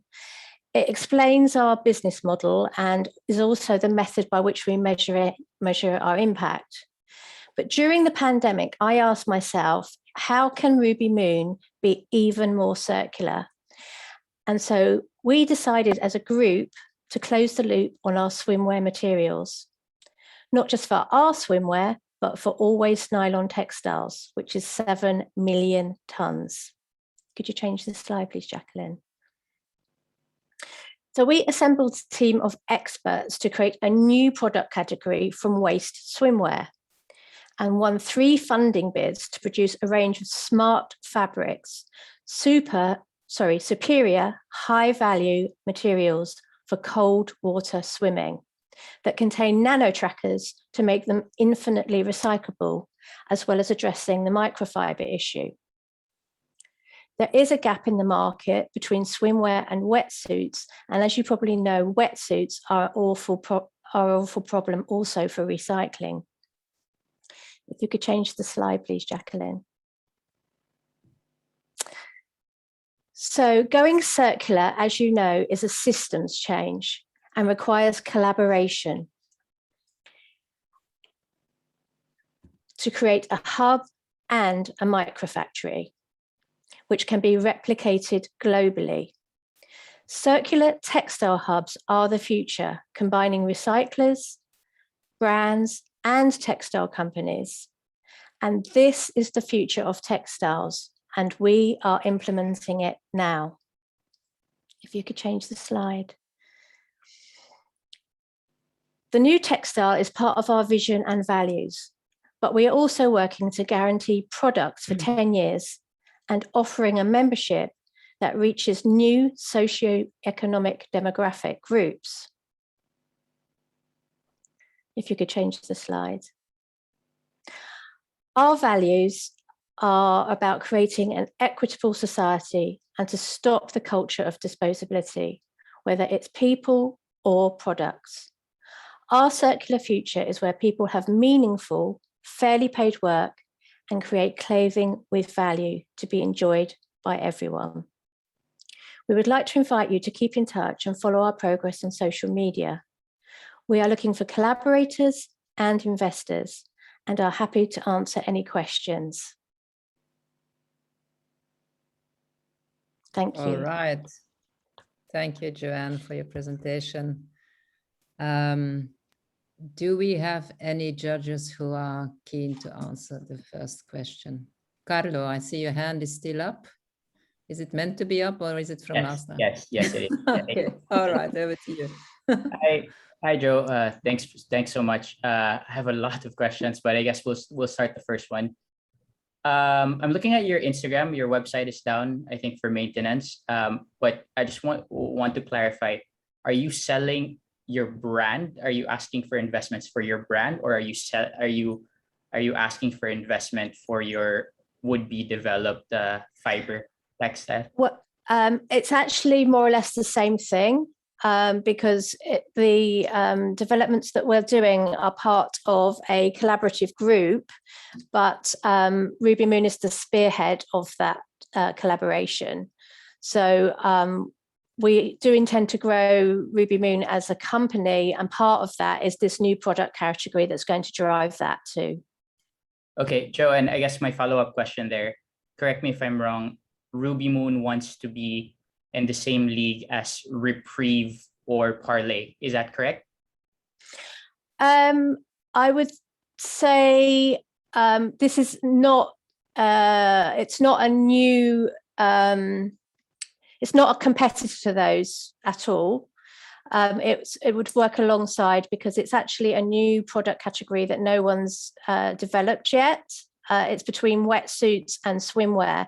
There's a huge growth in cold water swimming throughout Europe since COVID.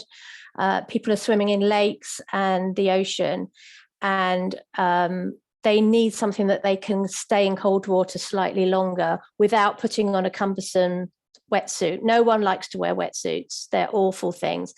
And they're made from really, I don't know if you know, but wetsuits were developed from a material that was developed for landfill, to insulate landfill and leaking into landfill. So it's not great to put on your body. Thank you.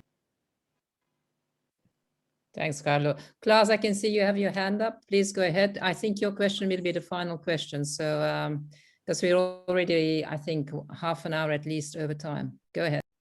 Okay, thank you. And thank you for the presentation, Joe.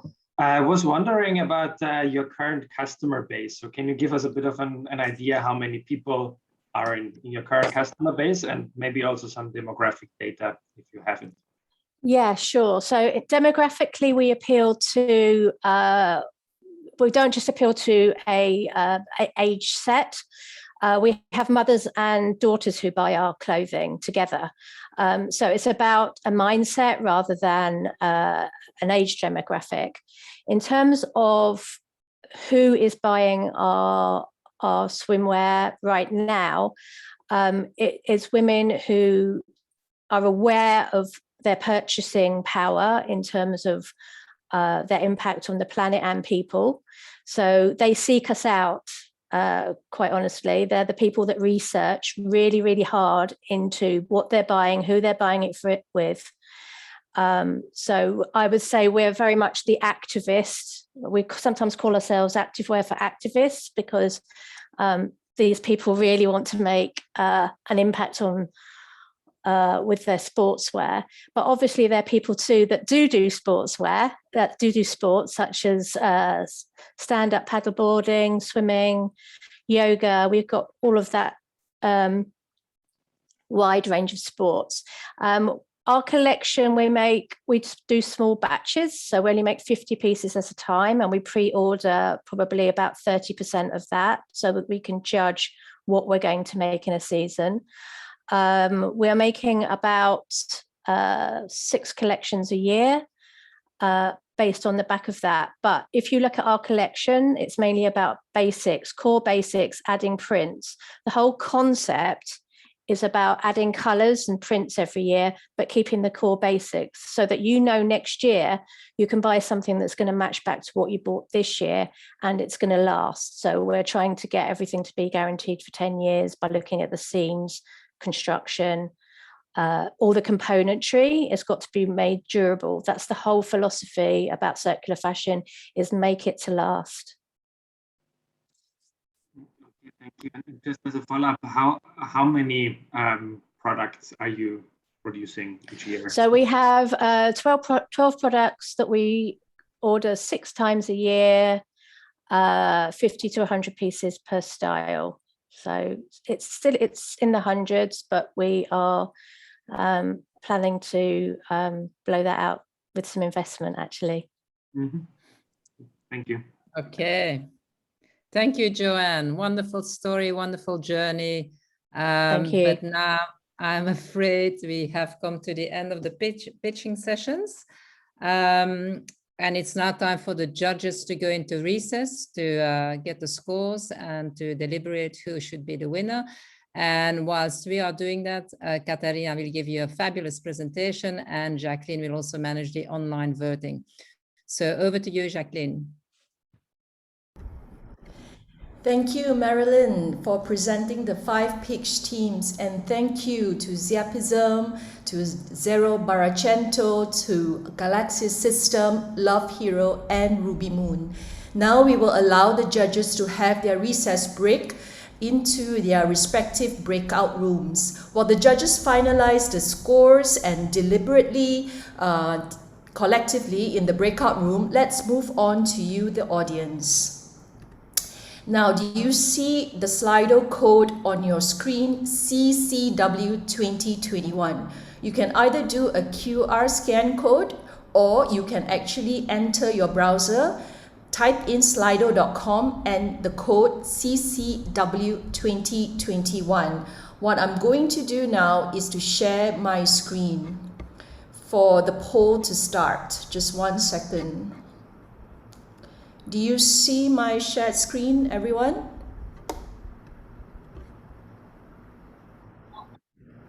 Just 1 second. I'm going to share it again.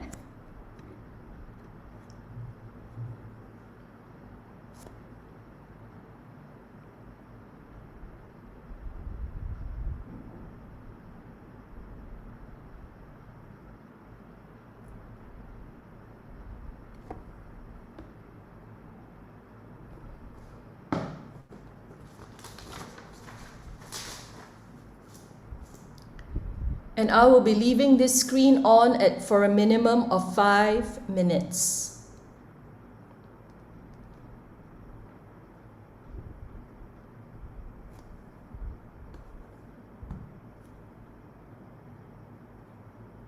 Just a gentle reminder that for this category by the audience, you are voting for the People Choice Award, whereas the judges will be deliberating for the Circular Fashion Award 2021.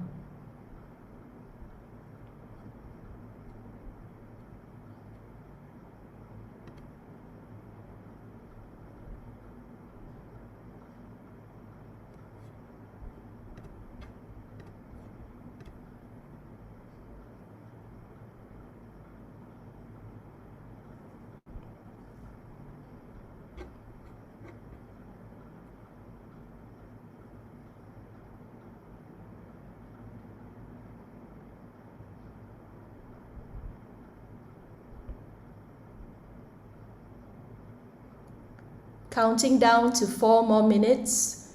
Audience, please place your votes.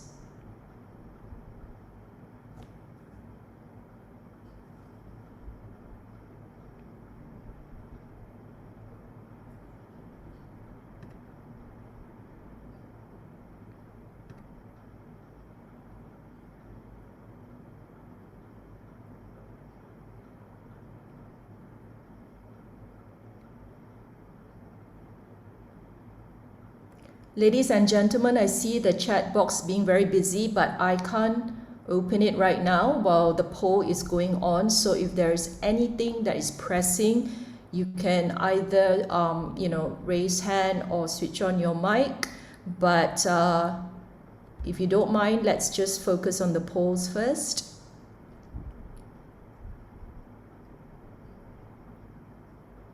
You have 3 more minutes.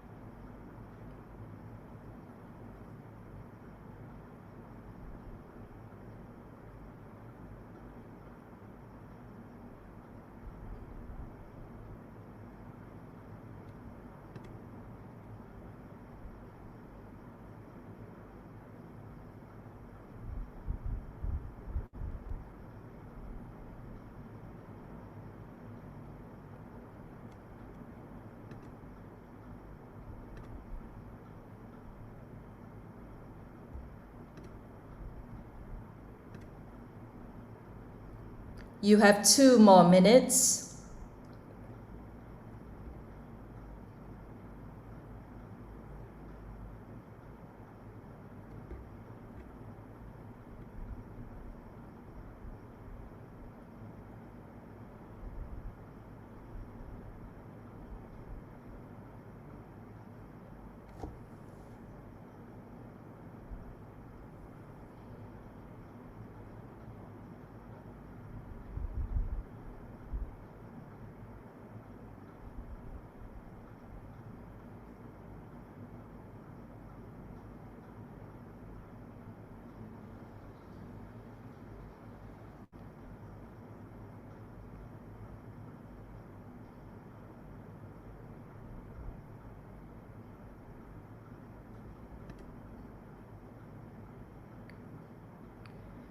You have only 1 more minute, ladies and gentlemen. This is the time to enter your vote.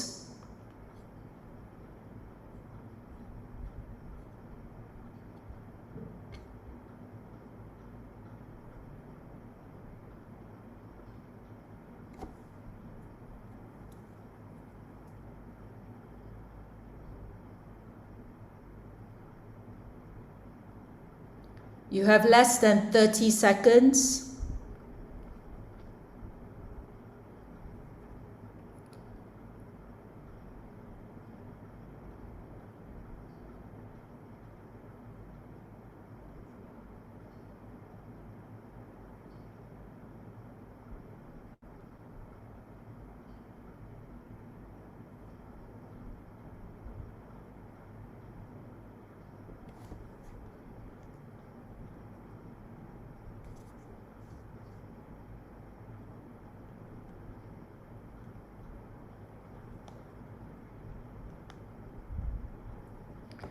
Thank you very much, everyone. I'm going to stop sharing my screen for the time being, but I'll leave the poll open for everyone who still wants to put in their votes.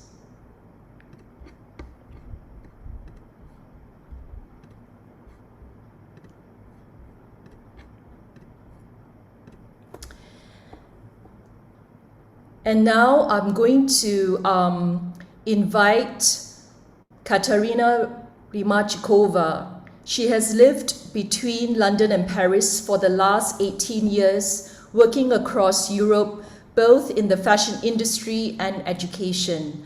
I met Katarina, the CEC London's fashion lead, through Dr. David Greenfield of CEC London.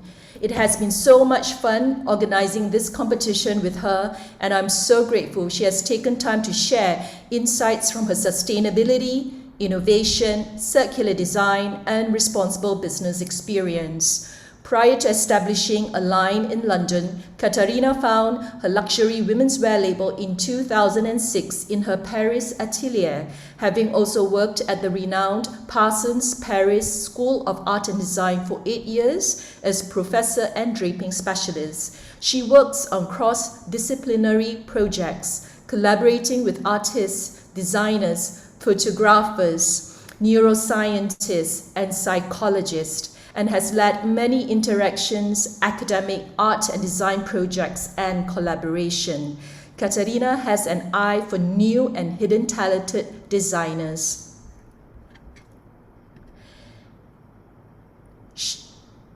Creating work with substance, thought, passion, and high-quality materials and production. She has also developed unique relationships and productions with rare manufacturers in France and Italy. Katarina graduated from Central St. Martin's and has worked for many luxurious designers such as Alexander McQueen, Savile Row, Tom Ford, and Gucci. A very warm welcome to our CEC fashion lead expert, Katarina Rimachikova. The screen is now yours. Thank you. Thank you, Jacqueline. Wow, what a lovely introduction. Let me just sort out my screens. Hopefully we can all see this in 1 minute. Is this okay? Can everybody see this? Yeah? Is it a yes? Yes, we can see. Okay, I don't see any thumbs up. So yeah, perfect. Thank you. Okay, so I'm going to keep it brief enough, but hopefully interesting. And I'm going to pick up on what Marilyn started with in her opening introduction on fashion, circularity, and the issues. And of course, we have heard from some amazing companies and startups looking at specific solutions within the fashion industry and circularity. So I have this quite a challenging job to try to summarize this massive question and really complex landscape in 20 minutes, which is extremely difficult for somebody who does a lot of lectures over 2 hours, at least on certain subjects. So let me see if I can sort of summarize it in some ways and put it into perspective a little bit. So let me just test my slides. Yes. So coming back to really what is going on and what's been said a little bit by everybody here already today in some ways. The biggest problem that we have is that we know the world is in crisis, this planet is in a major climate crisis that we now know that we all have contributed as humans. And of course, fashion industry is one of the biggest industry out there that has been a major contributor and polluter, which has caused the climate crisis that we are facing. Now, it is extremely difficult to quantify. So even the term that fashion industry is the second most polluting industry is difficult to prove, but we know it has a major impact. And it's because it truly connects and interacts with every single aspect on this planet, from farmers and agriculture to chemicals, shipping, and obviously energy and pollution issues and anything between.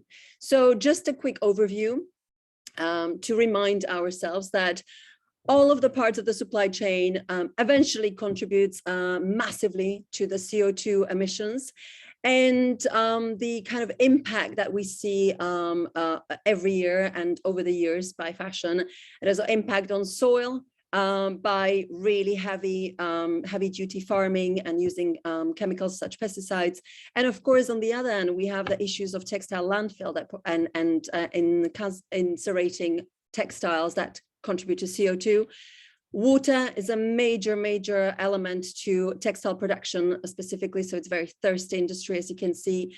And of course, all the issues with dyeing and chemicals, again, seeping to our water streams, and also the issues of microfibers.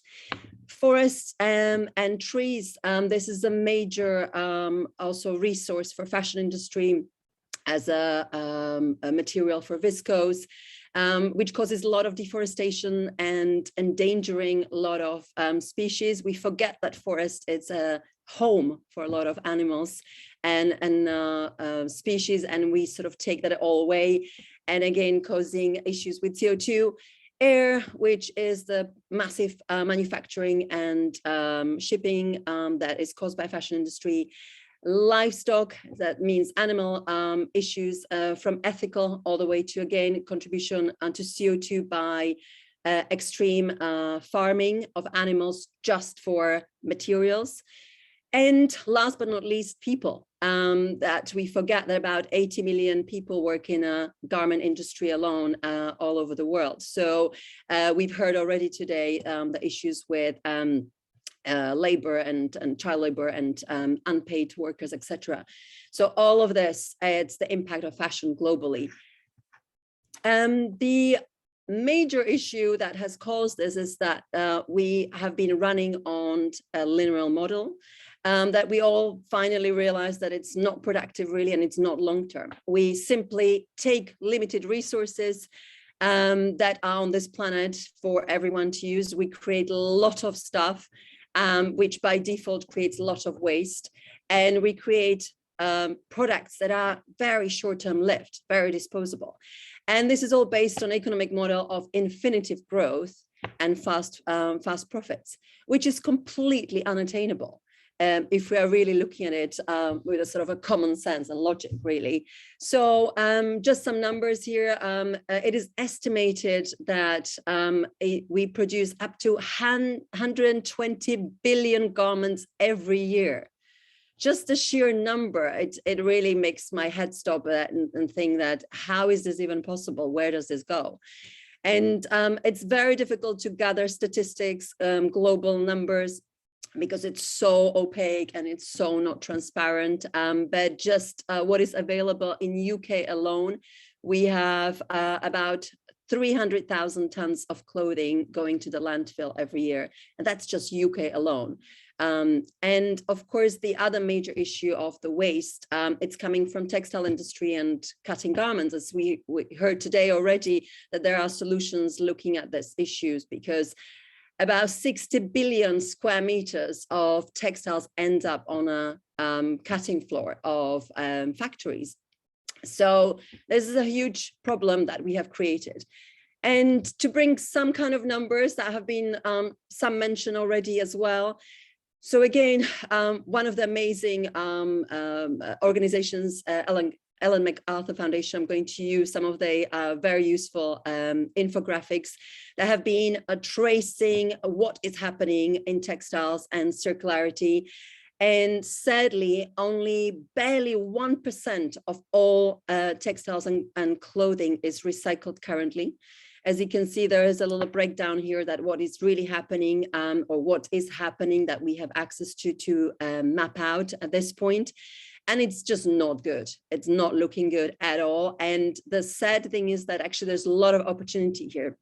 So it is estimated that up to 95% of all discarded clothing can be recycled and upcycled. So there is a huge opportunity that we're missing here with circularity. But of course, it's easier said than done. Now, when we talk about the models, circular models for fashion, we are looking at few key areas. So first of all, focusing on design to eliminate waste. Again, this has to happen at a certain stage, but at the same time, it has to happen when we're looking at the recovery of materials and reuse. Excuse me. So at the same time, we see all these three economy models happening currently in fashion on very different scales. The majority is still the linear model. We have seen some recycling models being set up, but it's not enough, simply not enough, and it's not making enough difference. And then, of course, the idea or the vision of circular models being implemented across the industry, which is something that we should strive for, but we'll look at the challenges in a minute. So the current initiatives are really focused around circular fibers. So really capturing waste materials or recycling current materials that could be renewed back into potentially infinitive fibers, or at least reuse fibers in a few rounds or few cycles. We are looking at a lot of new brands and startups creating products from textile waste or other recycled materials from other industries. We have seen recycling platforms and apps for encouraging recycling and resale. So that has been really booming. Again, that comes with its challenges and issues as well. And last but not least, we need definitely to develop and scale up recycling technologies across the supply chain. So just to show you a few examples, sorry, trying to move along. A few examples from each sector. Again, there are so many, and we already heard from some today, but I'm just going to quickly show some examples for the recycled fibers by Circular Systems, a great company that is really looking at regenerative agriculture, which is really connected with natural fibers such as cotton, and really embracing waste from agriculture. So they're looking at different sort of seeds and waste from harvest from agricultural materials and plants and vegetal fibers to create renewable and valuable fiber going forward. So really closing the loop and looking at materials that can be broken down as well.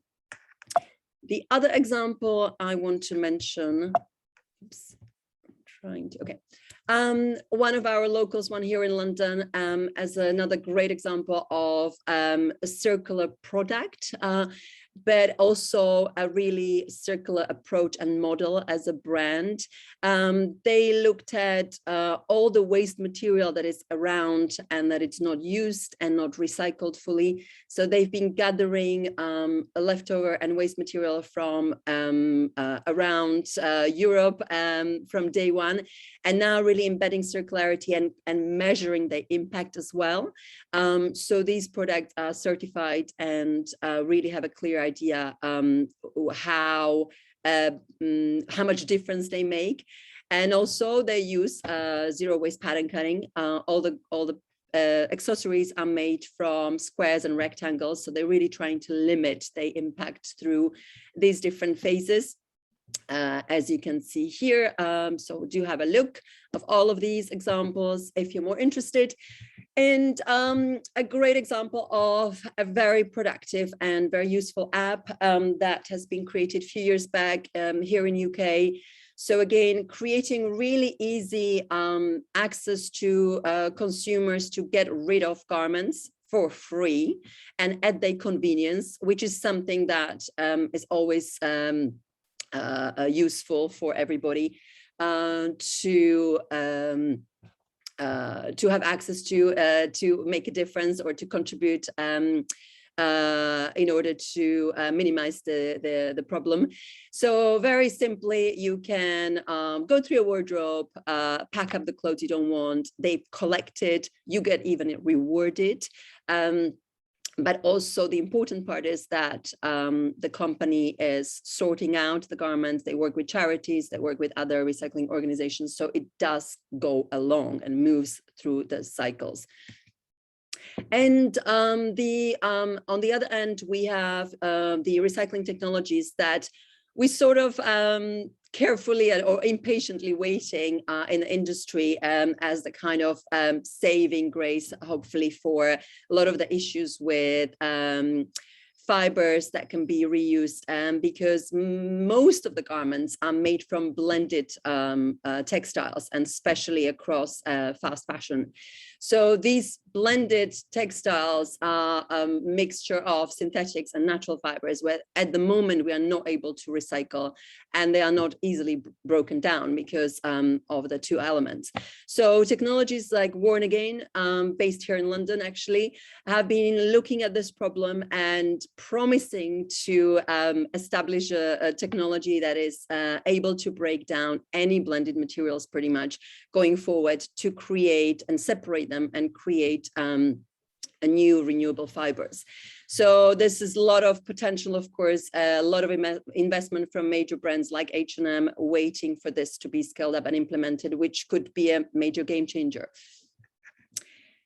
So just to sum it up, really, what we heard already here today, there are several different elements that we have to do really in tandem. There is no one specific answer that solves anything. And, you know, we get all these questions and all these discussions that we have in the industry and beyond. So we need to think about designing waste out, how we're reusing and redistributing, and how we prolonging the fashion items and products, how we are able to repair them and refurbish them, or whatever that means, or resell. And then essentially it's the recycling. So I'm running out of time, but I'm going to quickly go through the last points. So again, using Ellen MacArthur vision as a kind of really simple way to look at the key areas that we envision for circularity. We need to phase out microfibers. That means really lower down synthetics. That means diversifying the fiber basket.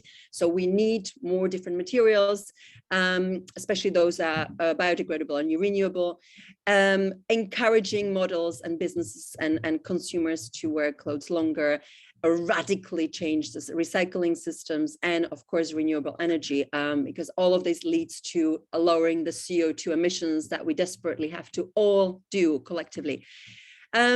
It is a major opportunity. There is a lot of value, as you can see here, $500 billion US opportunity to look at recycling. So it is a great business case. But we also have to be mindful. So apart from the industry really looking at scalable solutions in terms of waste and recycling technologies, we also have to be mindful that things have to stay local and small at the same time to have different types of cycles and loops. But for that, this is what needs to happen, really. So in order to create some kind of circularity that makes sense and it's practical for fashion industry, it's not a simple circle. We need to consider all the different materials that we need to use, how often can they be reused, and be really realistic. And for that, we need to understand where they come from. We need to have the knowledge and the correct information. So I just summarized it here a little bit in a key points. And again, where do we start? This all has to happen pretty much at the same time. So we need the authenticated information. That means the technologies that are able to tell us where the material comes from, where the fibers come from, what happened to the textiles, how they were treated, because one of the biggest issues is the chemicals that are put into our fibers and textiles before we even get to the garment, which are invisible, and that harms the production, harms the recycling, because we can't recycle things that we don't know if they are harmful or not. We need obviously designing for disassembly and recycling. So at the very beginning of the cycle, we need the producers to be responsible and accountable for their production and their processes. We need a major cross-disciplinary setups that working with different industries, looking at their waste and to see how waste from fashion industry can go into other cycles. And above all, I would say we need radical industry collaboration. That means stepping outside our silos and not just thinking about our company or our sort of closed loop, but how does this embed globally and going forward. The key challenges are in summarized manner, as we don't have enough time to go too deep into everything, but really putting it simply, so we need to look at how we can capture value that requires the durability and recyclability. So if we are producing cheap chemically induced fibers in the first place, we can't really create recycling systems out of this. So we need to really rethink that at the beginning. We need to enable circularity, and it's not easy. I'm going to be honest, and we probably all know this, or some of us who are here and been really faced with these challenges already. And it takes a real sort of bravery to go, okay, this is not easy. How do we do this? How do we talk about the difficult stuff, the uncomfortable issues that are surrounding all these changes? We can have conferences, we can have talks, we can have events online, but how do we really implement it and create the logistics to enable this? And of course, we need the buy-in from consumers. So engaging and enabling consumers to get over some of the stigmas and myths and issues that they have been told by greenwashing and wrong and in an uninformed marketing and communication so far. So just to wrap it up, for circularity to be put in practice in fashion industry and beyond, we need to look at all different elements at the same time, looking at the resource recovery, so raw materials and how we can create other materials from waste from other industries. Really, how do we create circular supply chain? Because we are not there yet at all. We need to really encourage and push for product life extension. So really looking at durability and quality. So dispel the myth of cheap fashion and expensive, what is expensive and cheap, and what is luxury and fast fashion. Sharing platforms, of course, that needs to be also here, but again, considering the scaling up, we can't have everything to be on rent, on everything to be resold either. And what I would summarize in few terms that we would like to see, it's really having the sense of social responsibility. So thinking beyond kind of individual needs, accountability for our actions as consumers, active consumers, active citizens, but also people working in the industry. So if we are designers, how do we contribute to what we do and take accountability for our products and creations? Full transparency. So really putting our hands up if we don't understand something, if we're not doing something wrong, so we can really dismantle the bad habits in the industry. And really it requires collective effort. So roll up our sleeves and really start implementing the necessary steps to get to some kind of a global circularity that we would like to see, and hopefully it can happen in the next 10 years. So I hope this was somewhat informative in a short amount of time, but thank you much for your attention.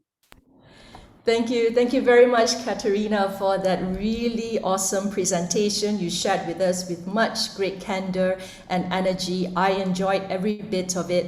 The judges have actually come to their decision, and we will skip the question and answer session. But if you could, Katerina, Ms. Dunker in the chat box has asked you a question.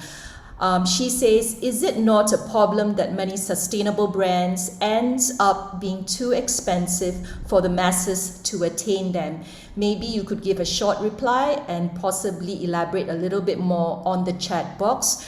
And while you do that, I am going to share my screen so that the judges can now come back to the main room and deliver the feedback session. Thank you. Thank you. No worries. I'm just looking at the chat now, as I wasn't able to see it before. But to answer the question that I just heard, very difficult to answer because it's very complex question in the first place. If I'm very honest, and let's be honest, there is no brand that is fully sustainable. It's just simply not possible. And maybe a very small local product or a brand or startup is able to do a small loop in some ways, but it is very unrealistic. Now, again, it's a question of what is expensive and what is affordable.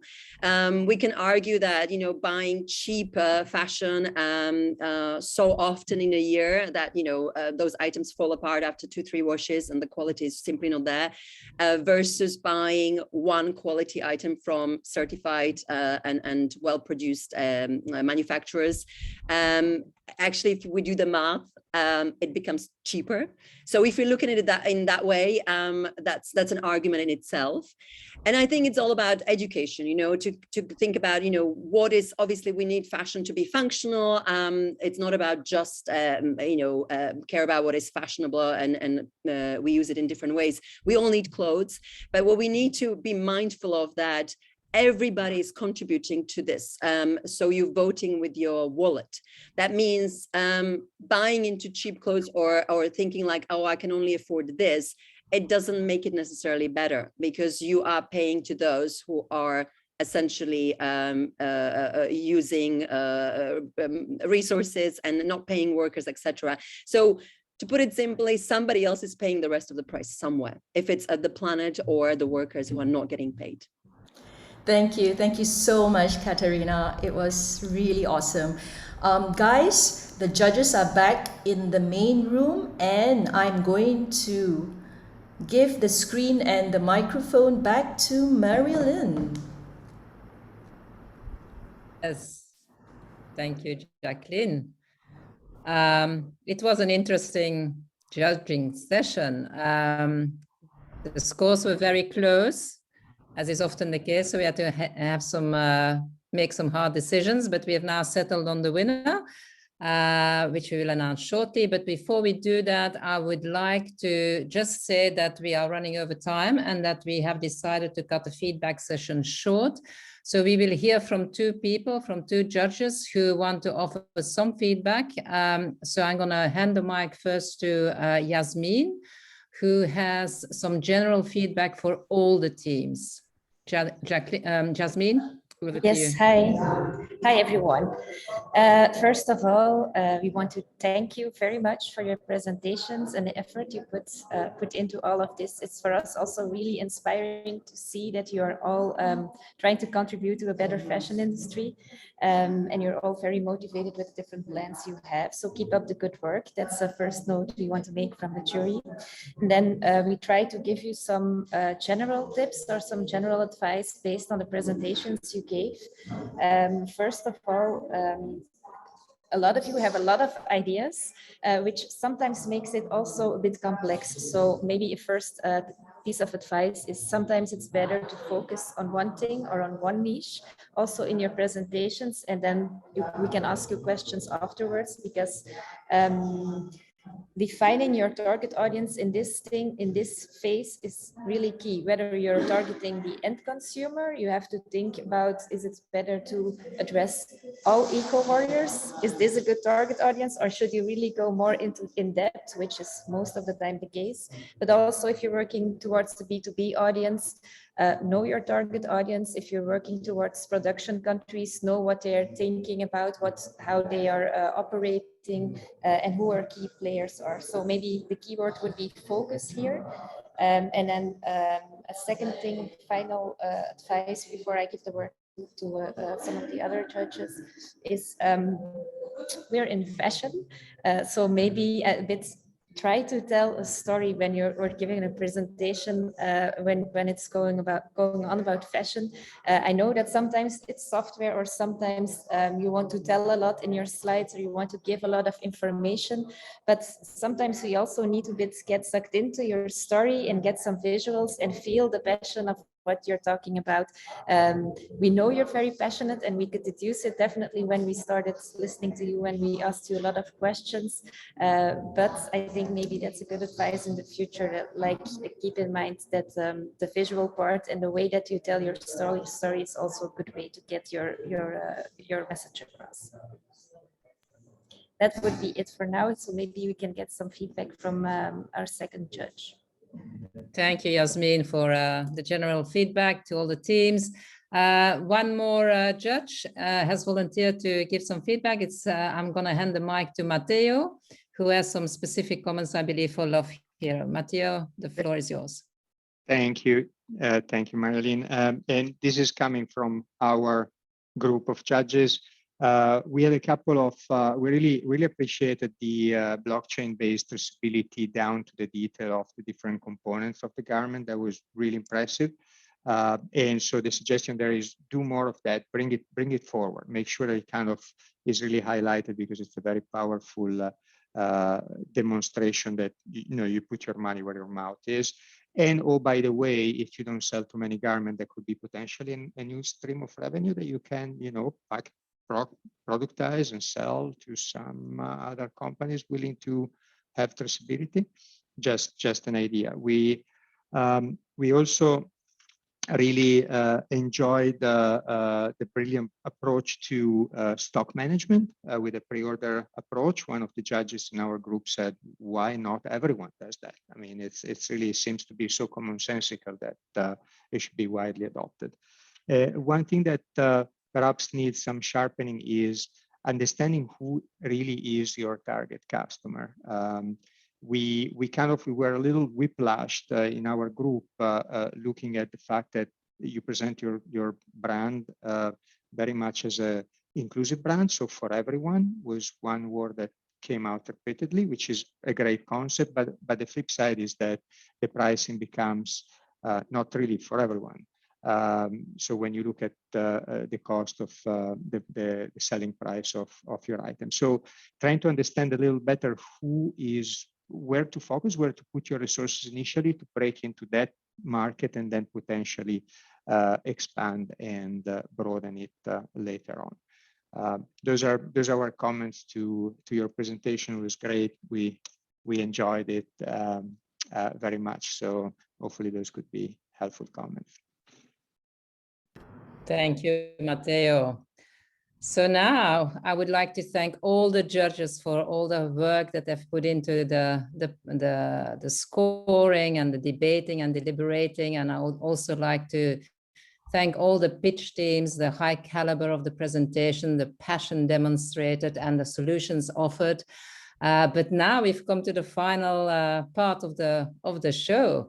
And it's the drum roll moment. And for that, I'm going to hand the mic to Jacqueline, who has worked tirelessly to pull this event off.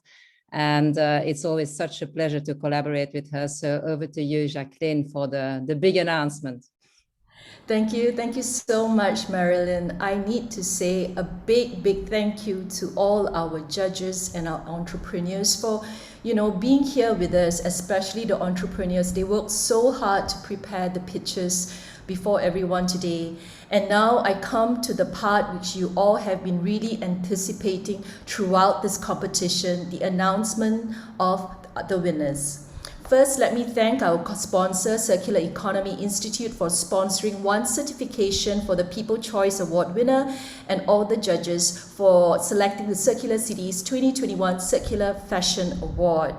So now I will start with the first award, Circular Cities Week 2021 Circular Fashion Award adjudicated by all the judges goes to Ruby Moon. Congratulations, Joe and Gordon. Switch on your video. Thank you so much. Give her a round of applause. What will happen with this winner is that for the month of November, I'll be assisting to organize the B2B meetings between Joe and Gordon and the interested investors from the panel judges. This will be done online, and I will let parties discuss matters privately. Also, if there are any interests in terms of mentoring, I will also be able to facilitate that and let parties, go with the flow. Then we go to the second award, which is the People's Choice Award. And this, I have to thank the audience for taking the time to put in your votes today. And I'm really proud to announce that the People's Choice Award goes to Ziapism from Johor Bahru, Malaysia Boleh. So, Joan Wong, please switch on your video. Congratulations, Joan. You have been working tirelessly as well with your team. Heartiest congratulations. So basically, your prize is one sponsored certification by the Circular Economy Institute in New York for the Circular Fashion Certificate. I will also be assisting you in the B2B meetings with any interested investors and mentors to take your journey forward. Thank you so much. Thank you. Ladies and gentlemen, I have left the Slido poll open for one poll question. So I'm hoping that you can access it and, also give us some feedback. Basically, what I need your help with is, just one second. I'm just going to shoot it on my screen as well. I think some of you have actually been very kind to start answering, but just one second. This is basically some feedback that we would like to have from you all. So if I can just leave the poll open for you to continue voting, because we are behind schedule, so I want to quickly go ahead with the other things that I have planned. And I've just lost my slides. I'm sorry about that. Just bear with me. Okay, where were we? Sorry.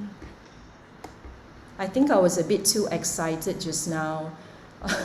Announcing the winners. Okay, so I'll leave the Slido poll open. So basically my closing remarks is that we hope we have created an opportunity for you to become a change maker today.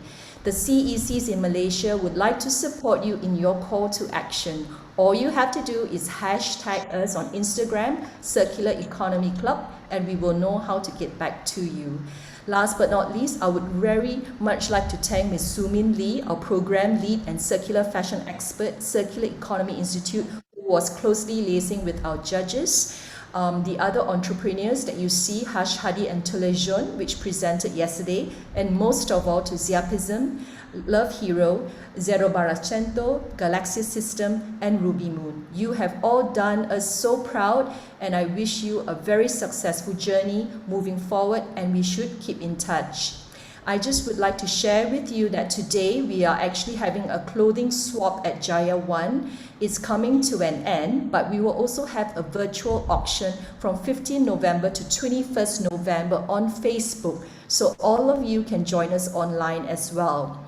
We are also helping the B40 and vulnerable groups along the coastal communities of Mantanani Island in Sabah, Malaysia. So they are selling what they call the Eco Purse, addressing the single-use plastics issue.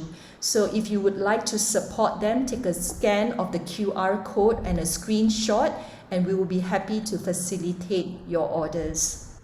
We would also like to say thank you so much to Clothwear which is our one of our sponsors as well, you can get in touch with Miss Sarah Kedah. You can also take a screenshot. And a big, huge thank you to our strategic partners from Think City Institute, especially Donnie Yu. He's always behind the scene, the unsung hero. So hopefully he switches on his video and says hi to everyone. I would also like to thank the CEC leaders in Malaysia, Sudi, Josephine, Mr. Tay, and Winnie, who is representing Boyd today. And also to our Fashion Revolution representative, Ms. Melissa Tan, who is one of our national models. Last but not least, I would like to thank the Circular Economy Club in London, the Circular Economy Institute for being our knowledge partners. Of course, Circular Economy Club, our Circular Cities Week creator, and our Clean Seas Malaysia, our media partner, Youth Outreach Partner, PGMM, Youth Wave. Please switch on your video. I believe the President and the Secretary General is here with us. I would also like to say a big thank you to Zero Waste Malaysia, who is supporting the clothes swap that's happening now. Also, a big thank you to International Waste Platform in Indonesia, Circular Economy Club Surabaya in Indonesia, Circular Economy Club Singapore, and Circular Economy Club Milan. Sham Ram Kumar, I'm really grateful that you were online with us. Also, Align in London, represented by Katarina Rimachikova and GMBB. So, let's continue the journey to create shared value in action, everyone. Thank you so much. It has been a great day. I've really learned so much at a personal and professional level. I want to say a big thank you to Joan Wong. I want to say a big thank you to Camilla, to Joshua, to Mark, as well as Joanne for joining us and waking up so early. It was really, really impressive. And, I wish you all the best. Over to you, Marilyn, for any other closing remarks. Thank you. No, I have no further closing remarks, Jacqueline. I mean, there's nothing I can add to that other than I had a fabulous time meeting fabulous people and just learning a lot, as you said. So I wish you all a wonderful Saturday wherever you are in the world, and let's do this again. Thank you. Thank you so much. Maybe I could ask the entrepreneurs and the judges to stay online, switch on your videos. It'd be great if we can get a group photo. Is that okay, guys? Sure. Yes, I have to put some lipstick on though. I plan to do a lot of promotion after this on social media, so I want to capture all your faces. Please come in so I can take a nice group photo. I'm going to switch on to gallery view. Awesome. We have 3 pages, so bear with me, everyone, while I start snapping away. Okay. Hey. 1, 2, 3, cheese. Cheese. Awesome. Okay, page 2. 1, 2, 3. Cheese. Cheese. Awesome. And then next and the last page. 1, 2, 3. Cheese. Awesome. Thank you so much, everyone. I hope you have an excellent Saturday. To all the audience, thank you so much for staying with us, and to each and every one of our judges, thank you so much for donating your really precious time during this weekend, especially, it's a time, to spend quality time with your family. So from the bottom of my heart, thank you so much. It's actually our first pitch competition by CEC Malaysia. So, we have lots to learn. I welcome any feedback and input that you would like to share with me. You have my mobile number, you have my email. Thank you very much, everyone. God bless, happy weekend, and heartiest congratulations again to Joanne Gordon, Ruby Moon, and Joan Wong of Ziapism. Take care. Thank you. Bye. Bye. Thank you. Bye. Bye. Thank you very much. Thank you, everyone. Marilyn, the power didn't cut on you. Oh, thank God, Marilyn. I was like praying like hell. No, the universe loves me. What can I say? You know, I've been praying. Anyway, nice seeing you all, and thank you very much for whatever you've done to make it a success today. Good luck.